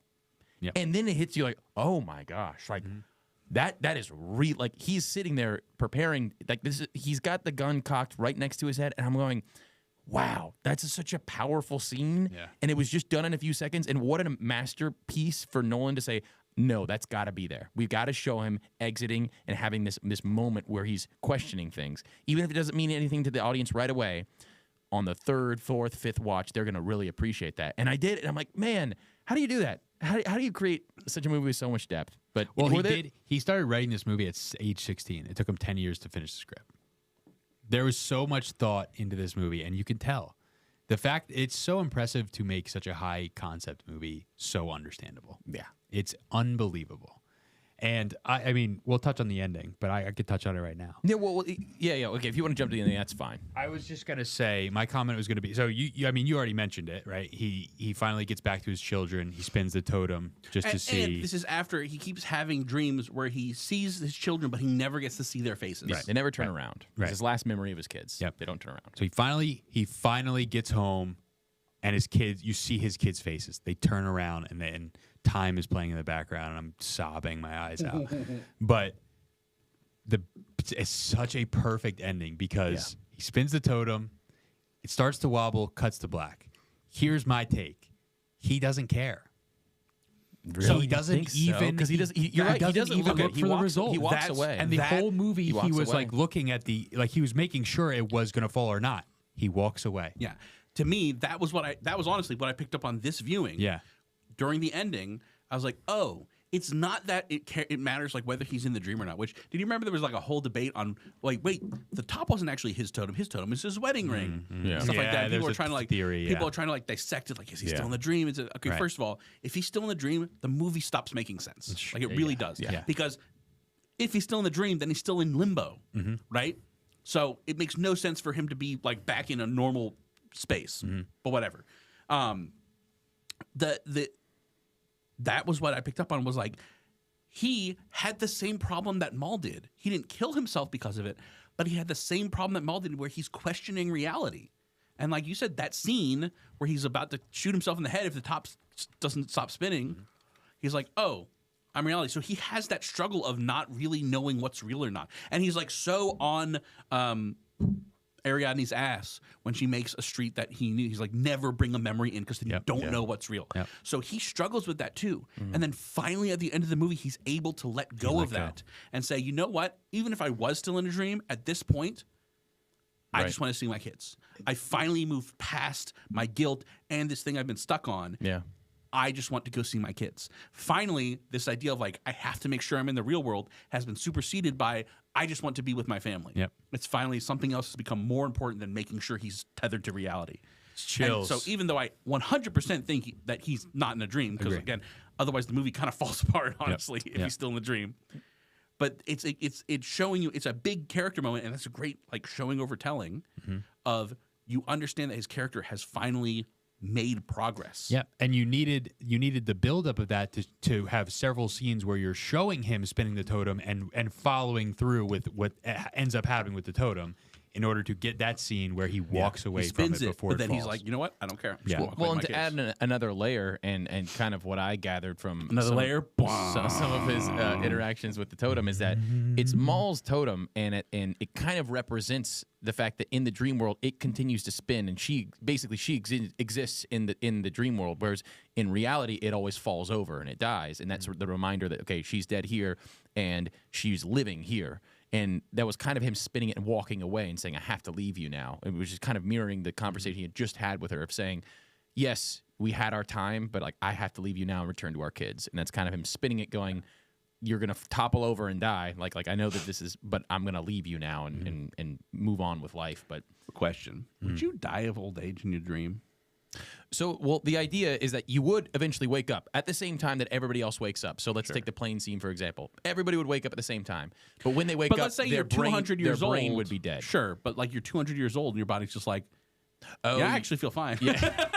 Because your body's not actually, like they showed them aging. Yeah. But I'm like, I don't know what my body doesn't know. I mean, I know what it's be like to be 35, but I don't know what it's like to be 60. So I might like, imagine myself to look 60, but I would still move like I'm 35. Maybe I would imagine like, 6-year-olds have hip pain, so I'd have some hip pains. That is an But then interesting. I'm 200 years old. Shouldn't I be dead? Why am I still alive? That's something interesting to explore, because that's something that never presents itself in the dream, is that people can never get like superpowers like they do in the Matrix. I can fly in a lot of my dreams. Well, so. and that's the thing. That was a part that I was sitting there and I was like, none of them get to change their anatomy at all, except for Elliot Page. None of them get to. Well, I mean, the forger guy. Yeah, I was just gonna say Eames. Yeah, that's good. Thank you. I got a late laugh. We'll let that have its space. That one went over my head for a second. It was an Inception one. It was a good- little it's a good one, deep. it's a good one. Let that have its space. I was saying before we watched the movie, I was like, honestly, Elliot Page is the perfect pick for someone who's gonna like get all imaginative with the architecture. They're already imaginative about what gender is, so. So like, just saying. Anyways, to get back to our point, yes, I was thinking this one specifically.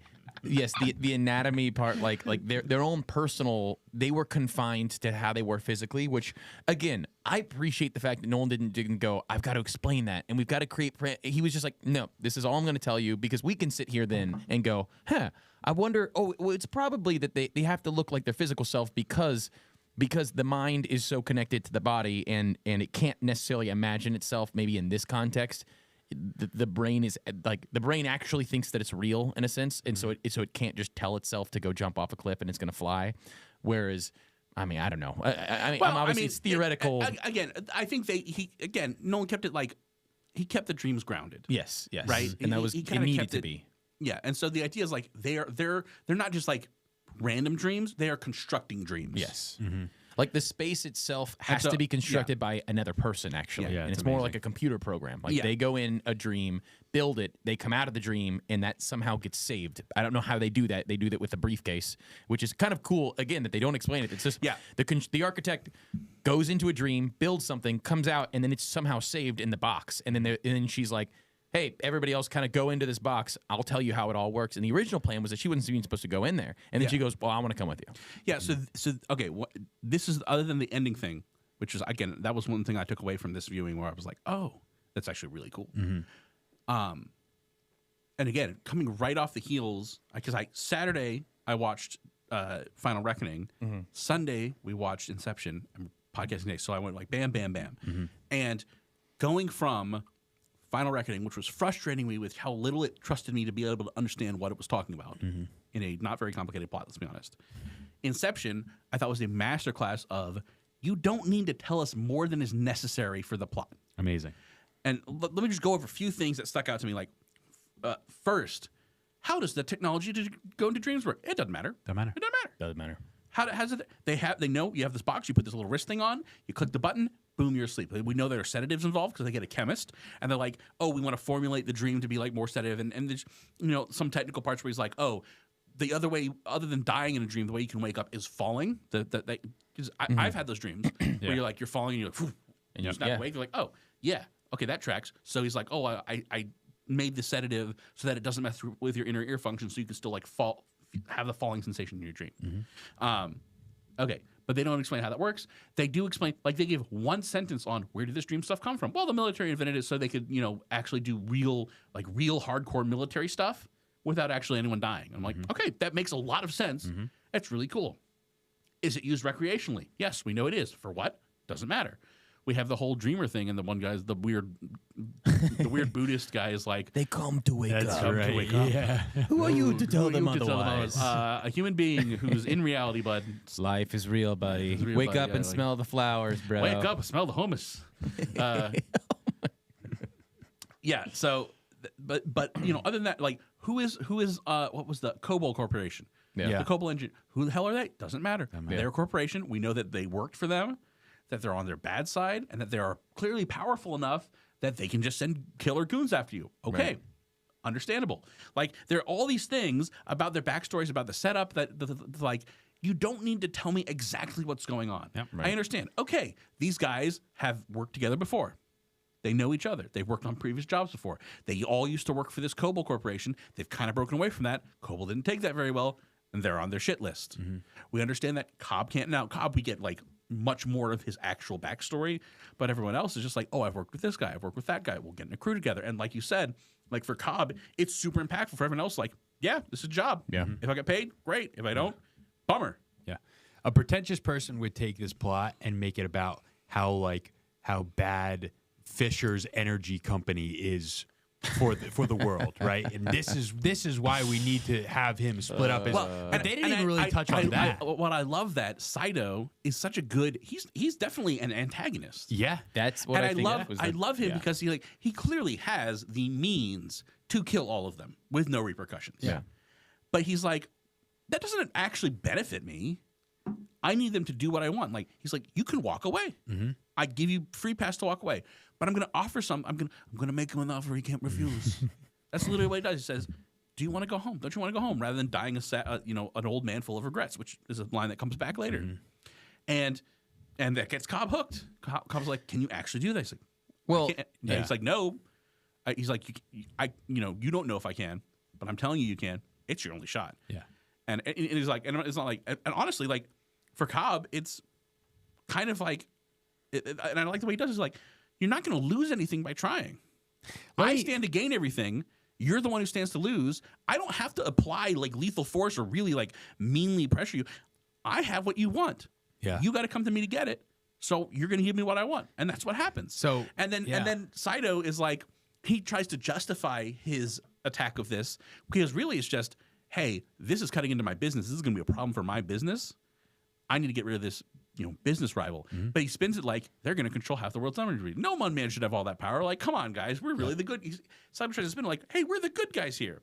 And I also love how at the end they don't show you the resolution. Yeah, they don't. You don't need to know. We don't know if Inception actually worked. Because it's about Cobb. We assume that it did. We assume that the Inception worked. Mm-hmm. I mean, you get the scene with Cillian Murphy where he goes, "This is what I'm going to do." But, but he's in a dream when he says that. He's in the dream. And he wakes up, and it's all just a concept. Wakes up. Saito wakes up. He makes the call, right? So Saito everyone assumes it worked. Yeah. But we don't actually get to. So Saito's like, I'm a man of my word. I'm honorable. You did what you were supposed to do. I'm going to make the phone call. But you don't actually get to see whether it was successful. We assume it was because it makes sense that it was. Yeah. But it's not important because that wasn't the actual point of the movie. That was what brought them all together. The important thing in the movie was Cobb dealing with his guilt about Maul. It's so interesting because there was nobody I was rooting against in this movie. Yeah. Like you'd say like Saito has elements of an antagonist. Cillian Murphy's character has elements of an antagonist. But I was rooting for all of them. Yeah, like it's a very unique thing. That was an oppressive way to to be like, you never come out of that movie going, we just effectively lied to somebody about a very important person in their life. Right. Who knows if his dad actually does really love him and if his uncle is a dirtbag? We don't know if those are true, but that's what he thinks now. Mm-hmm. And we did that for means that aren't like, yes, Saito does try to spin it. Everyone else did it for money. Yeah, exactly. It's just for money, and it's to break up something because the competitor wants it. Now, it's covered in this really sweet element. Even like the whole thing with Cillian Murphy feels like healing. It's almost like you're following Cobb, but then you're also like, oh my gosh, like you weren't expecting it to go the way it did because of how high concept the idea is that they're like, hey, he's got Eames talks about this. He's like, he has to preach it to himself. We have to just plant it. And then when we get super, super deep, he's got to essentially reflect that idea we planted to himself so that the idea comes from him. And they're hoping, again, that's what they say. He's like, we got to do a little better than hope. And they're like, well, that's all we have. Inception is just hope. So as you're watching, you're not exactly sure how it's going to play out. And it plays out with him meeting his father at the end, and you're like, what's his dad going to say? And his dad says, I'm disappointed. And he goes, yes, I know you're disappointed that I couldn't be you. And he's like, no, I'm disappointed that you tried. And you're like, oh, that's beautiful. Yeah. And then he points at the safe. He opens up the safe, and he goes to grab the wheel, and he looks below it. And there was this picture that he always has in his wallet of him blowing this little pinwheel with his dad holding him as a kid. And it's the pinwheel. And so Cillian Murphy is just to tears. And it's this amazing moment. So you, as you're watching, you kind of lose track at the fact that you're like, they're twisting this guy's mind for their own good. Right. But it's beautiful, so we kind of don't mind it. Yeah. I honestly think it's amazing. It's really well done. Amazing. Like, it's amazing that a movie can do that and create Saito to be, he's clearly the bad guy, but like you mentioned this in the movie. And it's funny because it kind of played on Eames' whole idea of how he's like, it's got to be positive reinforcement, not negative, right? Like, because they were like, oh, make it like this is a screw you to your dad. Yep. And like, no, it has to be a positive. It has to be his dad wanting him to start his own thing. And in a similar way, Saito doesn't go, and you pointed this out, he doesn't go, hey, if you don't do this job, I'm going to kill you. He says, hey, if you don't do this job, I'm not going to give you this. So it's a positive twist. He says, I have this thing that I could give you that's beautiful, and you could have it if you work for me, or you can walk away. Instead of saying, if you don't do this, you're dead. So you're just doing it to save your life. And so he basically does positive reinforcement. And he knows that that's more powerful it ties into than the whole negative. theme is that like you have to choose. I'm not going to force you. Right. You got to choose. Like I'm holding the cards, but it has to be your decision. Because if it's not your decision, it's not going to work. It's crazy. Right. Gosh. It's just. Do we want to find the Jesus in that? Where's the Jesus in that, Nathaniel? Where's the Jesus in that? It's like Jesus says, you have to make a decision. Yeah. I'm not going to. I'm not going to drag you kicking and screaming into heaven. He gives us free will. Yeah. No, I if I was trying to be critical of this movie, I can think of a few things, but sure. they're like they pale in comparison to the strengths of the movie. So I've always watched the very, very last scene where all the kicks align, and I looked at the critical eye again, and I think they do the kicks wrong. So let me explain to you, and you guys can tell me if you saw this or not. So and this is tough because typically in the dream world, you kill yourself, you wake up. In this world, you kick yourself and you wake up. Now, the kick doesn't come within the dream. The kick comes from the layer above the dream, right? So let me preface this. So they push Leonardo DiCaprio into the tub, and he wakes up from the dream he previously was in into the dream where he's fallen into the tub. So in this world, the kick itself would wake you up Comes from the top layer. Yes, exactly. Yeah. So why did they need to kick in the bottom layer? Yes. So in this one, the layers that they wrote up, all the kicks, Good dog.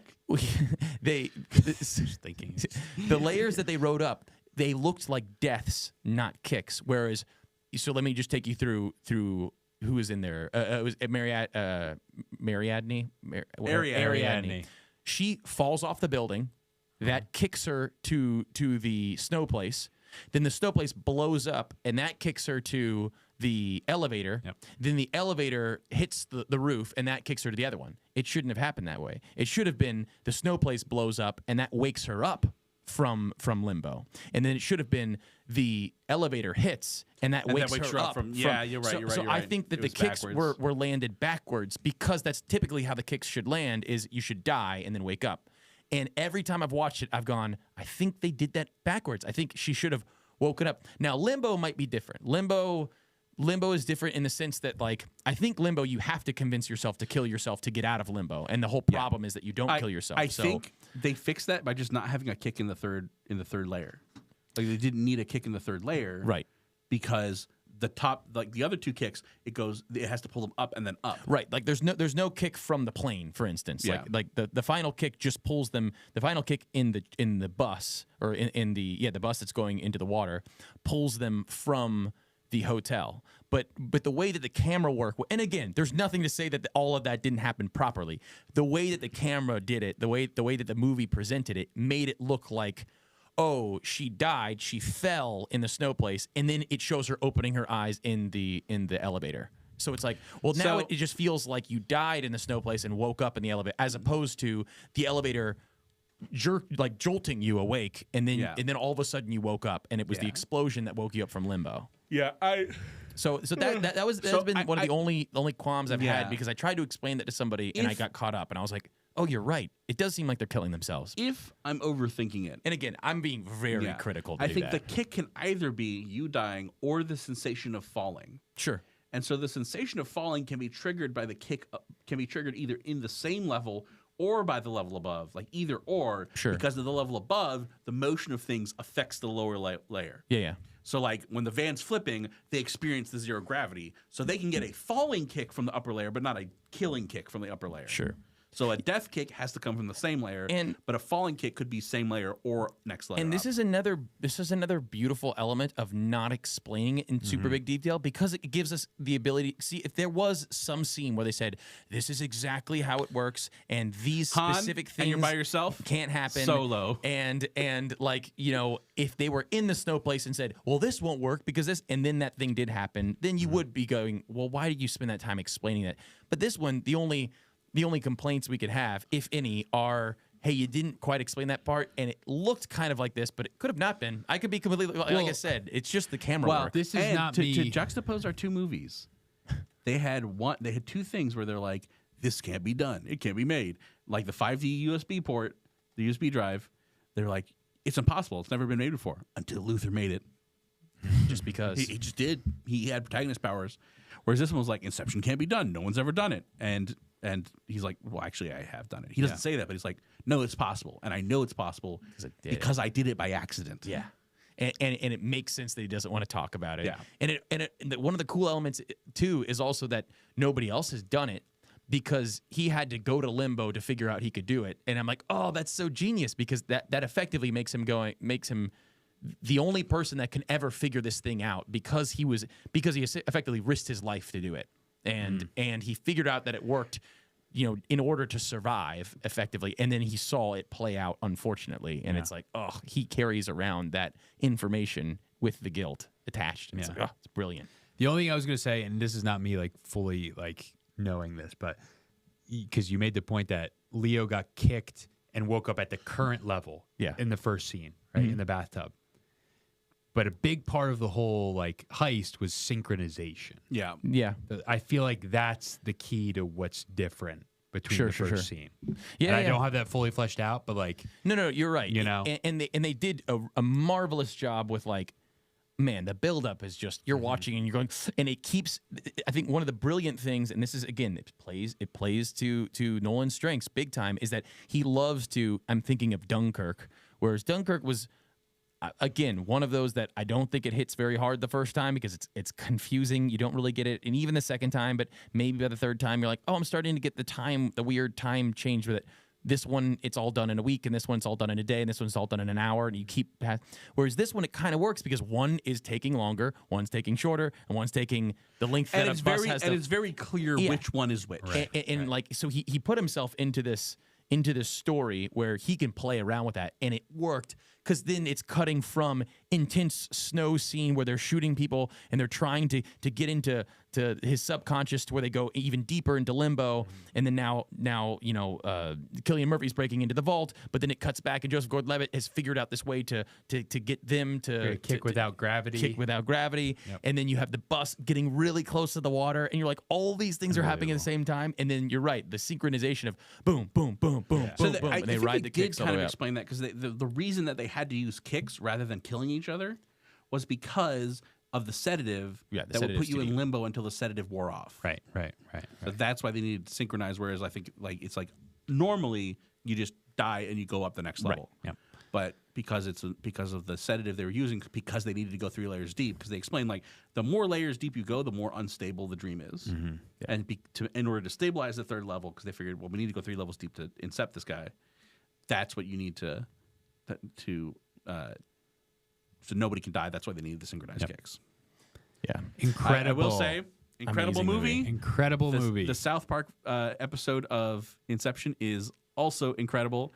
My favorite moment is that they're like in Inception and there's a bunch of people lying on the table. I could not remember. I actually kind of want to go back and rewatch the episode. I can't remember why they actually were doing Inception. Something was going on, but like they're doing Inception and. There's like a bunch of government guys like sitting around the tables like, well, I hope they're doing well in there. And then pizza guy's busting like, pizza delivery. And like, we didn't order it. Must have been one of them. The pizza guy's like, I'm going in. And he goes and jumps on one of the beds in Inception. And he like walks into the Inception. He's like, I got pizza. South Park's genius. So last thoughts on Inception. Incredible movie. Do we want to compare this to other Nolan movies? I think it's number one for me. I think it's my number one. It is my number one Nolan movie. It's his. I think it's the best Christopher Nolan film. Yeah. I think Oppenheimer is a magnum opus of filmmaking. Sure. I love Oppenheimer. Of filmmaking. Like in the technical craft of filmmaking, I think Oppenheimer is the best thing he's ever done, one of the best things anyone's ever done in terms of making a film. Yeah. I think this movie is the perfect, like I said, I think it's the perfect Christopher Nolan movie. Like, I want to understand what Christopher Nolan's about. You watch Inception and you will understand. Yeah. I'll take this over Interstellar all day long. Same. Yeah, I mean, Interstellar is a close second for me. I'm a huge Interstellar fan, but again, it's not as good as Inception is so tight of a movie. Like, for being so high concept and bizarre, like weird. You just do. You understand it when you watch it. Even if you don't understand all the little Easter eggs, you get the concept of the movie, and then you can turn around and watch it again and get so much more of it. Like, that's what makes it so good, and that's so hard to do. So, like, so often you get this garbage movie that just explains everything to you, and it's so boring.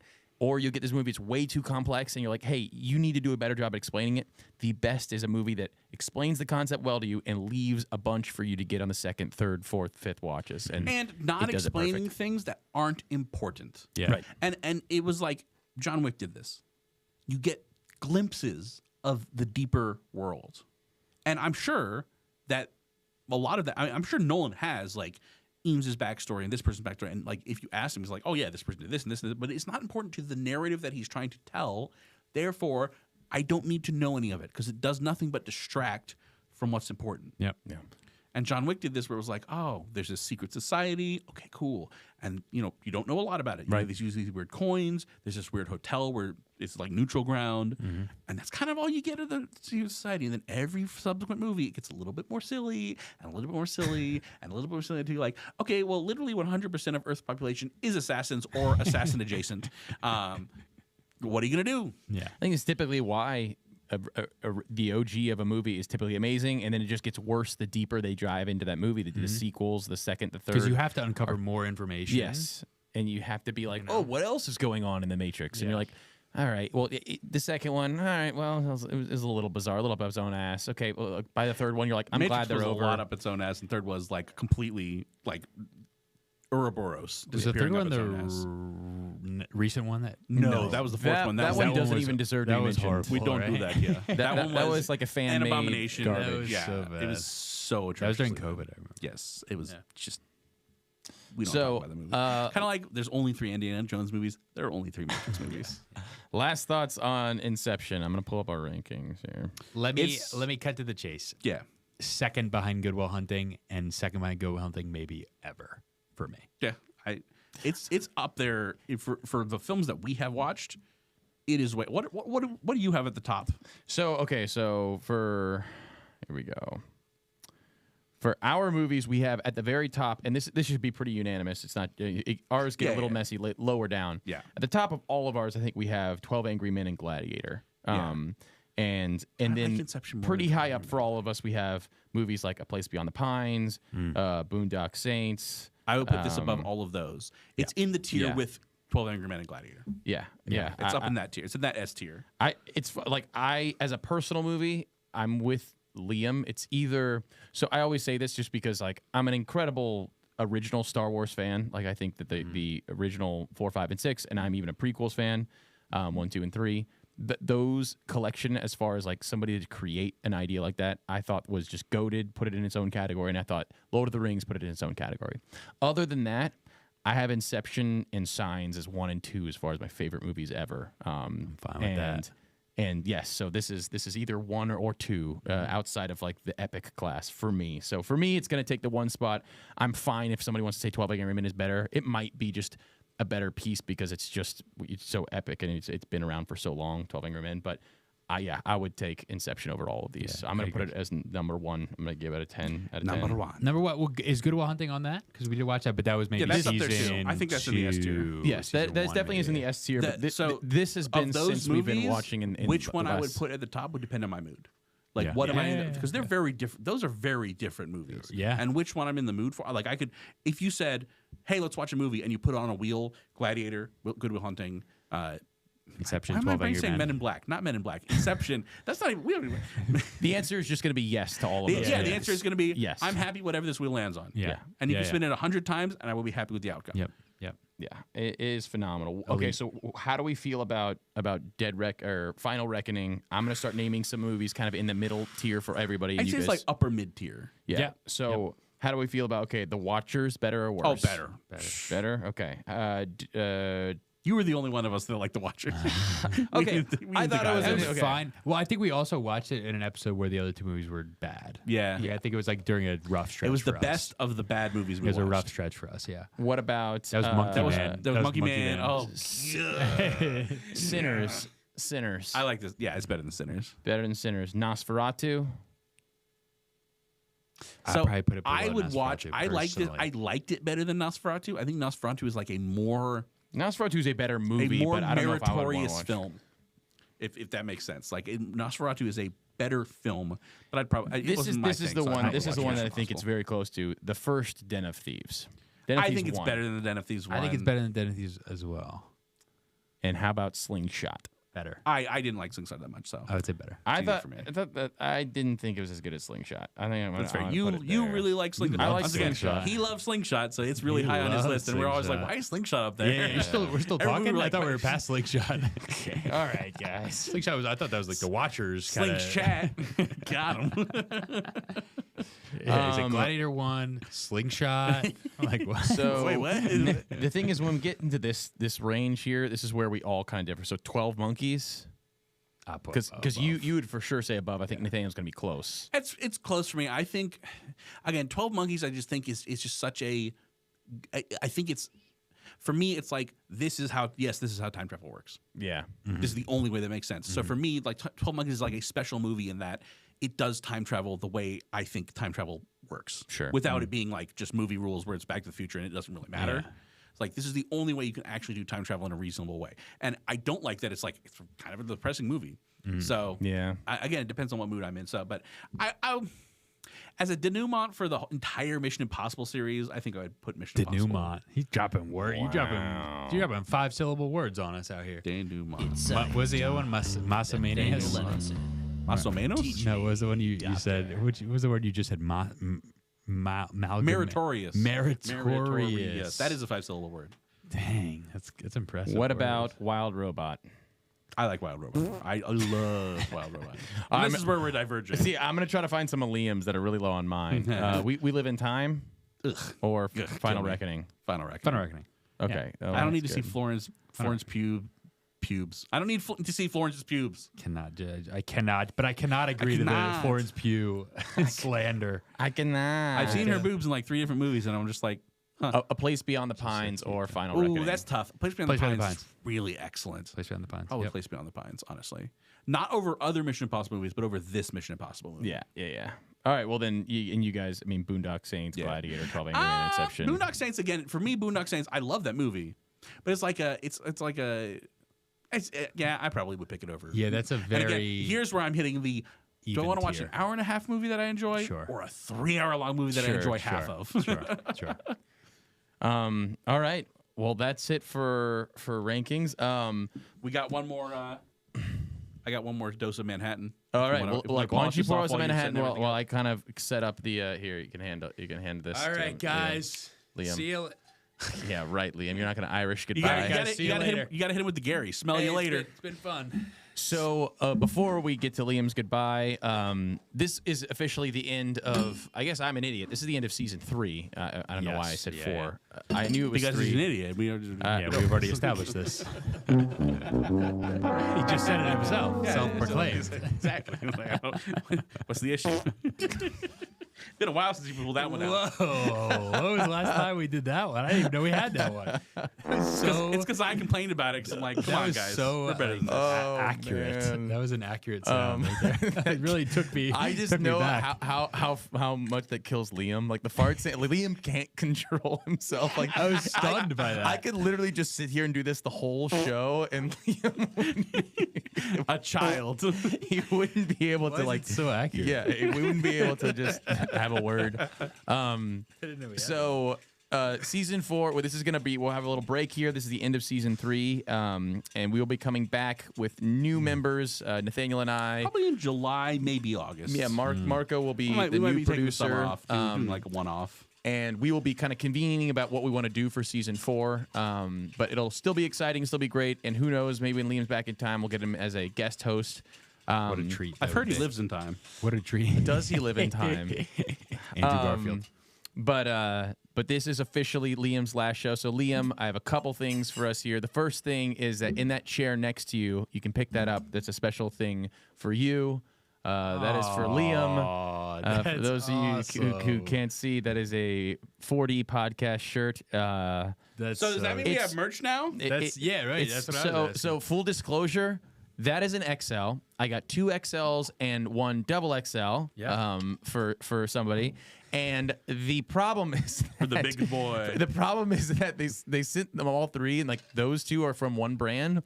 The double XL is from a different brand, and it is smaller than the XLs. It makes no. Granted, Is this legal? I did this super quick because I was like, oh, like I need to do this fast because they take a while. It's not like Amazon where you can just get it in 2 days because you got to customize it. So I needed to kind of pull the trigger on it right away. So they're kind of cheapo shirts. I just wanted him to have something. I wanted you to have something that has the branding on it, just so you can have as a memento. Maybe that's our summer project. Is we figure out a merch store. Get some merch going. I really wanted you to have something to remember the show by. Because otherwise you will forget us. I'm honored. I'm honored to wear this. It fits well. What a special time with you boys. I'll say that. Yes, genuinely. You can leave mine out there because I'm gonna go sit out there with you guys in a second here. So as a special kind of send off, I spent some time looking through a lot of our old episodes, finding some of our best moments. And I have to admit, just a moment of sincerity. I know I'm probably the more emotional, nostalgic one, but man, it's been.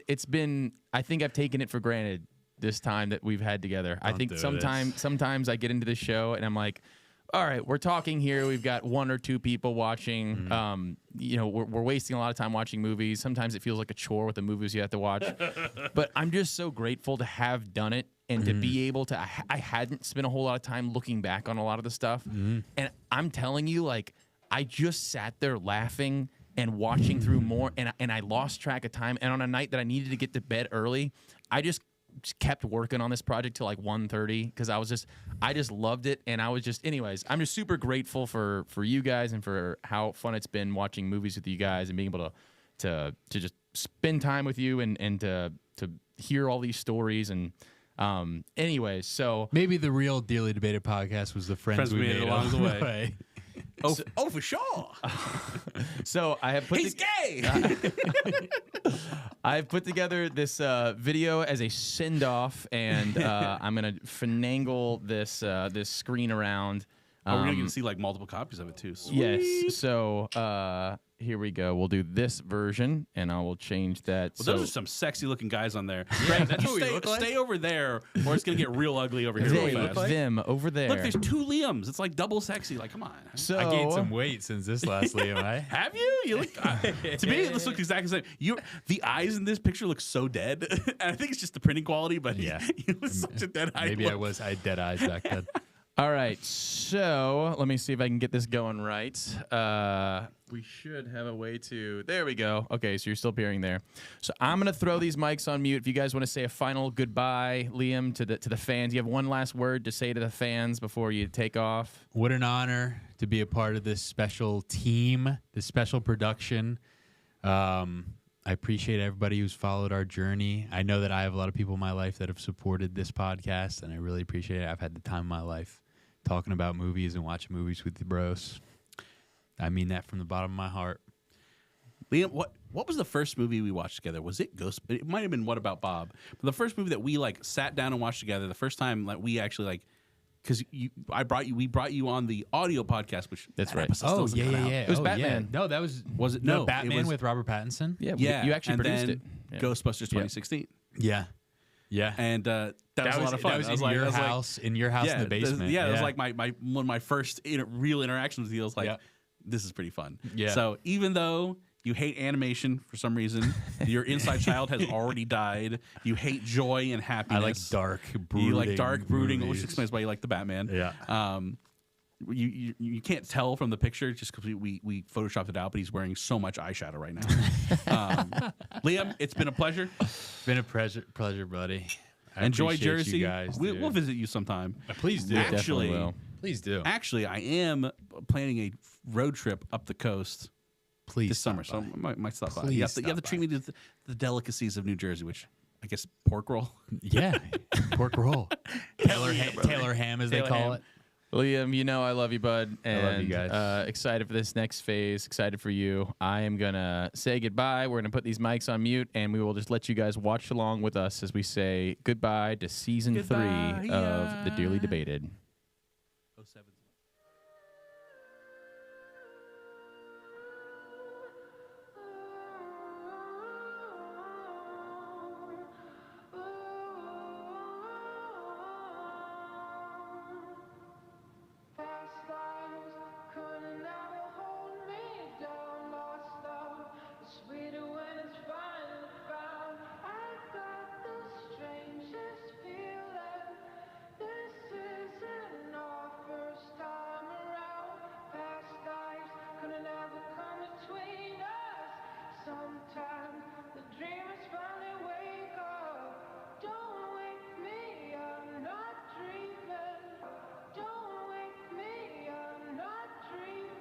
How can it be one of the best? How can it be one of the best songs of Disney?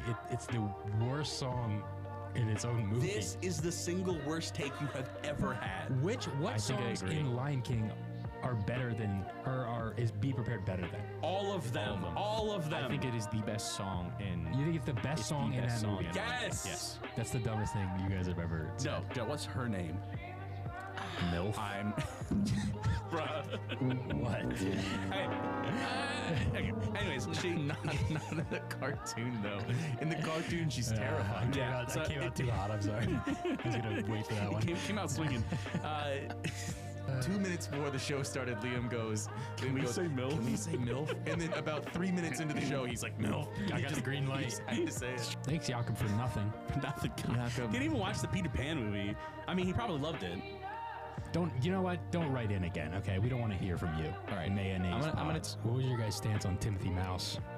I thought he was just a good dude. I thought he was shady. What? You said this before the podcast, and both Greg and I look at each other like, what is he talking about? I thought he was a little shady, man. Just because he has a New York accent, he talks like this. I think he was out for his own good.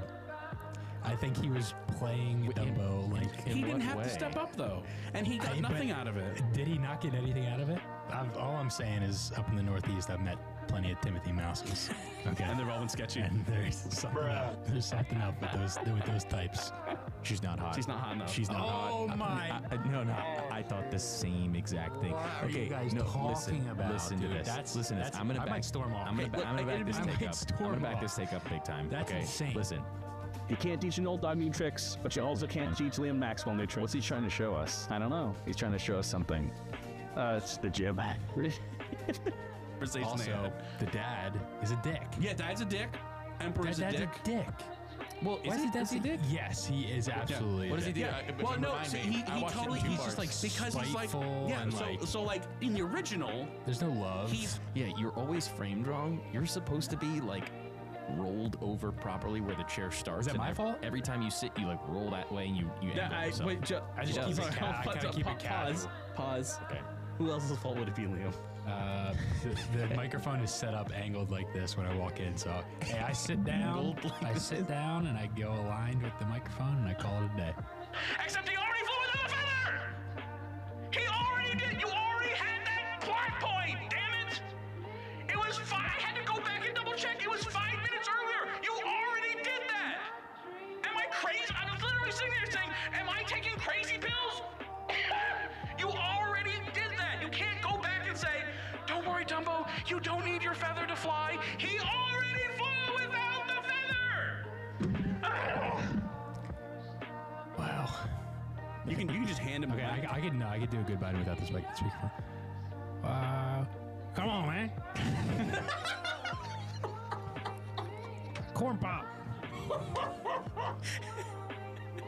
That was good. I don't think it's Damn, Mr. President, what are you doing here? man. I don't remember thinking her head looked way big, but It did just look like a melon in that movie. I'm sorry. It looked like a horizontal melon. Oh yeah, when she was shaved. She had cancer, by the way. Well, okay. Well, she that shaved her tells head. you something. When she's shaved and you can actually see her head, it's a horizontal melon. Unbelievable, dude. It honestly, I would never say that Cancer- about somebody cancer if I didn't feel like that person was just a silly and mean enough person to deserve it. I don't know. What I'm trying to say is if the unprofessionalism, of this empty chamber here becomes too much to bear. I don't know. I mean, you can't got a say guy that. You waiting can't in the say. Nathanael, what do you think? You Yeah, see, that's what I it's That's what I thought, but no counter to that. would have hired, name brand actors. well, I think that's But honestly, Matt Damon was I that. think I think the jankiness is a little bit. There's a little bit of the bad guy sitting there in a vat of gasoline talking to the other bad guy. The bad guy's name is Sai. And he goes, "Please, Sai," and then he just goes, "Anara," and then throws a match into the gasoline, blows him up. John Malkovich. a lot of my singing. It was like Ben and Jerry for 20 minutes. It's like an hour. It's like an hour-long movie. And I was watching Ben and Jerry episode. Tom and Jerry? Whatever. Ben and Jerry's the ice cream. I'm just watching these old men make ice cream for like 20 minutes. There's just ice cream cartons. It's like, Ben what and does Jerry. Liam think? it was Ben as and exciting Jerry's as is? watching Ben and Jerry's melt. That's what he's saying. It was as overrated as Ben and Jerry's. So which songs did you like? Did you like any of them? I can't say I liked any of them. Oh my God. Yeah, Greg, tell us how this just like exploded your feels. You were just on your knees weeping over the Jive Crows. You're so soft, dude. You're so soft. Come on, we're not supposed to have emotions. We're men. What's wrong with you? Liam for the live actions. You Liam for the This is a Liam take. This is a Liam take right here. What is I Liam? You know exactly. You defend a movie beyond what is actually there. You're doing this for clicks, bro. Yeah. Go ahead, Greg. We're dumb. And if you hated Dumbo, then that indicates that you really hate yourself. Yeah. You need to do some reflecting. We're going to stop now. Go ahead. Greg's just going to be silent. Go ahead. Man. Okay, so you guys keep saying that, and then immediately. Would we do that, Greg? Would we? You think we would just come over here and like, Greg, go? All right, Greg, cut it out. But anyway, so I think he's mean. I don't relate to him. He's just kind of a villain in my eyes. I feel nothing when I see this kid in the live action. He's so milk toast that it's like embarrassing to watch him on the screen. Yeah, he brings nothing to the table. And I think that so Liam said just before we went live, you've been waiting how long? How long? However many episodes we've had of this. I had to get through some Cinderellas. Had to get through some Wild West. What was that one that we did with you? Spaghetti. Oh my God. Spaghetti Sunrise. I'm out. Spaghetti Sunrise. Alan had been waiting 25 weeks for that. It's years. Yeah, Alan's been waiting his whole life to talk about that movie. This thing where I have 2 weeks to watch 2 movies and then I watch them back to back on the day of the podcast. So that's what I did today. This guy. During work, hopefully my boss isn't watching this because I did it in my office, went to a private room, watched them. Okay, that's dedication for you guys. I get stopped in the streets and people are like, dude, what is wrong with those other 2 guys? These are people I've never met. Just a bunch of women stop and they thank Liam every time they see him. And Nathanael and I, well, actually not me because I wasn't even, we didn't show my camera angle. So you just see Nathanael. Some like random person commented on it and was like, you look like an elderly baby. And I was like, I think I have, just like a kind of a mild, plain toast take. I just wanted everyone in that movie to die. So just kind of just to fall off a cliff and die and light on fire and then I could laugh at their corpses. Because you saw him in person? I run into him in the weirdest places. Ran into him in Earth Fair and he was buying a bunch of kale. That sounds about right. And I was like, yeah, he goes to those fairs very often. And I was like, dude, that's too much kale. He's like, what do you know? That is Marielle. That's your girlfriend. It's not her name. But that's what it says. You don't. He won't. Greg. You don't need to support this. Yeah, no. You should turn this off. It's okay. Greg just butchered your name. Let him hoist himself on his own petard. It's okay. Thank you. Okay. All right. All right, Trap. So no. We're gonna pause for a couple seconds here, guys. We all know I'm dyslexic. All right. That was uncalled for. That's fair. All right. I actually forgot you were dyslexic. My boy. Okay. So he befriends this dragon who's lost a tail, right, and helps him. Hiccup. Thank you. He comes to name of the kid. Yeah.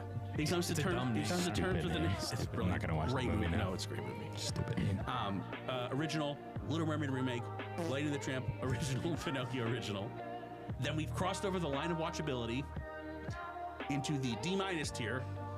Original Dumbo, remake Beauty and the Beast. How many fart sounds do you have? I literally have been saving them just for this moment. Lion King, Lion King remake, and then F tier, Lady and the Tramp remake, Pinocchio remake, Dumbo remake, and then Z tier, Mulan remake, Peter Pan and Wendy remake. Great, you're so mature. You're an adult. Can't handle. You're an adult. Liam, what did you think about the movies? You know what I've been thinking about Liam lately? That he's an idiot. Liam, defend yourself. Yeah, what do you have to say to that, Greg? He just says stupid things all the time.